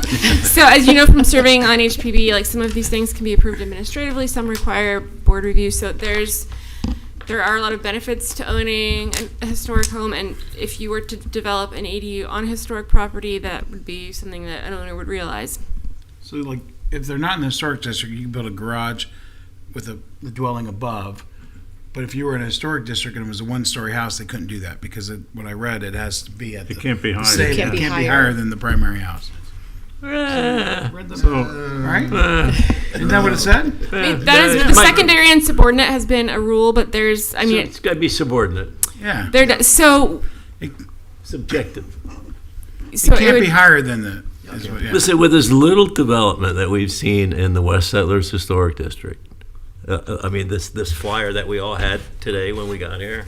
Yep. 40 COAs from last year, 19 of them administratively approved, so 21, if my numbers are right, 21 COAs throughout the entire city in the historic districts last year. That's nothing. I think one of them was in the West Settlers Historic District, just one. So we need a lot more stimulation in the West Settlers Historic District, and maybe this will be, in a little way, this will be an incentive for people to go that route. But I think it could, a two-story piece. To Mitch's question, it could go 2 stories. Yeah. But the primary house has to be 2 stories, right? No. Wow. You just can't see. That's a good number. The secondary line. That's Oh, when it was done, you mean? the side angle. Oh, wow. Okay. What? Maybe I misread. Well, it may say something different. And maybe it was in the study I read that. Maybe? No, so study well, has that. for the regulations Yeah. we have, and I think this came from commission feedback when this was presented to them in a workshop. They were only interested in seeing a 2-story ADU if it was for over a detached garage. Yeah. So that was the ground rules we were given when we started to bring the actual amendment forward. Which is what we have with the townhouse. No. So a total of 2 stories, the first ground floor being the garage and the top floor being the ADU. That will solve your parking issue too. That's like that's with our townhouse development. That's what it is. It's that 2-story Is- in the front and behind. So now I'm totally confused me with the height thing. Is there, does it, without, I don't have the ordinance in front of me, does it say in there that the ADU cannot exceed the height of the primary residence? No, it doesn't say that. It does not say that, so it could. Yes. It can't be more than 1 story, but it can be taller than the primary residence. Right, so the unit itself can be 1 story, but it may be on top of a garage. Understand that part. What I'm talking about is a not on top of a garage. I got a house that's 1 story, and I can build and it's low, and I can build an accessory dwelling unit that's 1 story that's taller than my house. Other than the garage scenario, we did not specifically address that. I think even in the study itself, it didn't necessarily find that requiring the ADU to be smaller was not really something that they indicated was important. We can talk about that just to make sure that we are sure that we have it right. But the only limitation that we had was, again, the garage and unit above scenario. I mean, my concern is if there's a loophole, somebody will use it. We can discuss to make sure we didn't let something slide and it shouldn't. Yeah, that. And my other question is, on one of your slides, you talked about the possibility of only allowing an ADU if the principal residence is 2 stories or less. Are there some 3-story principal residents out there? Not in this neighborhood right now, but I think as you're seeing, there's properties throughout the city that are having single-family 3-story homes popping up, and so I think the idea was This doesn't that apply throughout the city. no, so like on the chance that someone would come in and start to try to build a 3-story residence, I think that would already be vastly different in form from the neighborhood. So to say, sure, you've got your 3-story house, now let's pop an ADU on the back, we thought that that would be too much for the neighborhood form. I agree. So proactively, we were just saying, we were considering whether we should just across the board say no ADUs if you go above 2 stories. Sounds like a good idea to me. Can I add something? I'll just add that the part of the time that went into this process was considering things like that, because what we don't want is to exacerbate gentrification where people see an opportunity to buy. Right. Yes. Even if they are living there and it's their homestead, they're like, great, I'm going to knock this down. I'm going to build a 3-story square, and then I'm going to build a 2-story square. Right. And then you start to see the neighborhood change over. So all of these things, even with the workforce housing, there was a lot of discussion that went into every single point to make sure that we were catching all of those things, that we didn't have that situation, that nobody obviously wants that, but it could happen. So well, my personal opinion is I think that's a reasonable addition to the ordinance to include that restriction. And I would say, personally, I'm in favor of the whole thing with that amendment, which I believe is the way that we do this. Are we amending it? Yeah, we vote as a Can we recommendation. make a motion? Go right ahead. Yeah, please. I move recommend. I'm going to amend it and put that as my- 2-story thing in there. Okay. we'll do that. I think the two-story. It's already in there. No, only as it relates to the garage with the unit above it. So we didn't specifically in the draft that you have add. We didn't. Oops, let me go back Right. here. We did not have Principal home. this limitation here. I want that in it. Okay. I think that should be in it. Okay, I'll try to word it. Or I can give you the gavel and I'll read it. Since you feel that way, I think you that's a go. good idea. Okay. I move to recommend approval to the City Commission of ordinance number 12-26 as amended, a city-initiated amendment to the land development regulations, amending section 4.3.2 determining use, section 4.3.3 special requirements for specific uses, section 4.4.3 single-family residential R-1 districts, section 4.4.6 medium-density residential RM district, section 4.4.13 central business district, adopting section 4.5.23 Northwest Southwest Overlay District, Section 4.7.9 accessory dwelling units, and amending Appendix A definitions to add regulations relating to the accessory dwelling units, finding that the amendment and approval thereof is consistent with the comprehensive plan and meets the criteria set forth in the land development regulations, with the inclusion of a statement that Put that back up, what idiot. accessory dwelling units are only allowed if are limited to properties where the principal structure does not exceed 2 stories. Second. You gotta call the roll. Oh, You're yes. You have the No, hand gavel. it back in. You can't do it after the. Yes. Okay. Diane, please call the roll. Price Patton. Absent. Oh, absent, I'm sorry. Mitch Katz. Yes. Deidre Strong. Yes. Jim Chard. Yes. Roger Cope. Yes. Judy Malika. Gregory Snyder. Yes, I'll hand it back. I have it back. All right, thank you. That passed 6-0, as we lost a person. Hey, nice job. Very nice. Again, you know, you just come here and I compliment you, but you deserve it. Okay. Reports and comments, staff comments. Okay, so my only comment is that the extra meeting we told you all about on February 9th, it's actually still a bit tentative at this point. So I know that you all are waiting with your schedules for the 6th as well for the pre-meeting meetings. So by Wednesday, we'll be able to give you an answer on whether that meeting will continue. Otherwise, you definitely will have the meeting on February 23rd. Is that a one agenda item that we're looking to have that meeting for, is that why? Correct. We may, if there were other items that are ready, we may add them to it just to help balance it. But so far, the February 23rd agenda doesn't look too heavy, so it should be doable. You say that all the time. I try. Hey, can't control it necessarily.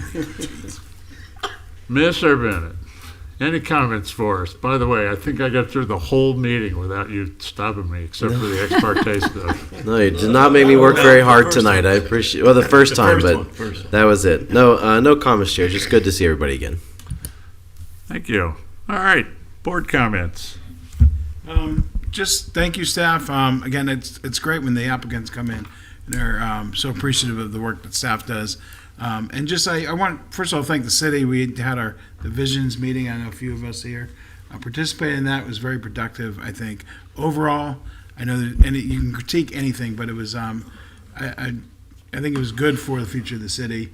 But I did get a chance to talk to some of the staff, and one of the things that some of the senior staff in this department pointed out was what a great board this particular board at this time is, and I agreed with them. They really are noticing that, wanted to point that out. So you all weren't there getting to share that, the feedback I got from them, that they really think that this board is dynamic, and we got a great diversity on this group and opinion. So I was glad to hear that. Well, I would like to second Mitch in terms of the value of the Visions 2035. I'm anxiously awaiting to see what the written report's going to be. And I want to express disappointment in Bill because he didn't interrupt me once tonight. work better next time. Judy. Thank you all for your good work. You all too, by the way. Thanks. Roger. I'm sad that Julian's leaving. We're going to miss Julian. Yeah, he's good. Yeah. What a Man. loss. I agree with that. because of the- He's done a phenomenal job. Yes, if you know of any talented senior planners that have an eye for design review, send them along. We have an open position. Wow. Is he Yeah, leaving his- soon? February 5th or 6th is his last day, yes. You made it sound like it was the wife's decision, so he didn't have a choice. So we can't blame the staff. Yeah. Yes, we would have been happy to keep him, but he has to move on to new opportunities that are good for his family's future, so. Yeah. All right. Yeah, I just second the thing about Julian leaving. His architectural analysis is phenomenal. It's going to be hard to replace. Fortunately, we have Mr. Cope here to keep us on our toes. The subject came up during the meeting tonight that I think is important, and it was about loss of commercial space downtown. And as we saw with the 109 Southeast Fifth, there's nothing that says right now you can't put a purely residential building in CBD, in Central Core, or any of that. And I think the point was made kind of quietly, but it should be made strongly that we need to look at maybe changing the zoning rules to further encourage commercial or mixed use as opposed to purely residential. So Especially there with are- the potential of state laws coming in that are going to impact that taxable income. So yes, so there are some streets that do require retail on them, not all of them, and that's I think where you're seeing these only residential. But we had this understand. exact conversation with our internal staff today about the competing residential demand versus the commercial tax base. So I think we're going to be looking at how we can come up with some solutions for that in the future. Will be a study involved, but that's It also, I should have known you were on top of it. It also definitely goes against kind of the original vision of that, where they narrowed the federals for pedestrian traffic. Well, if there is no commercial use, there is going to be no commercial. That's right. Right. So it's really defeating the purpose of that millions upon millions of dollars that was spent in narrowing those roads if we don't put a handle on this soon. Yeah, agreed. Okay, and that's all I have, and we're adjourned. Huh? You didn't eat your candy bars? I'm taking them home anyway. Oh, okay. No, you're-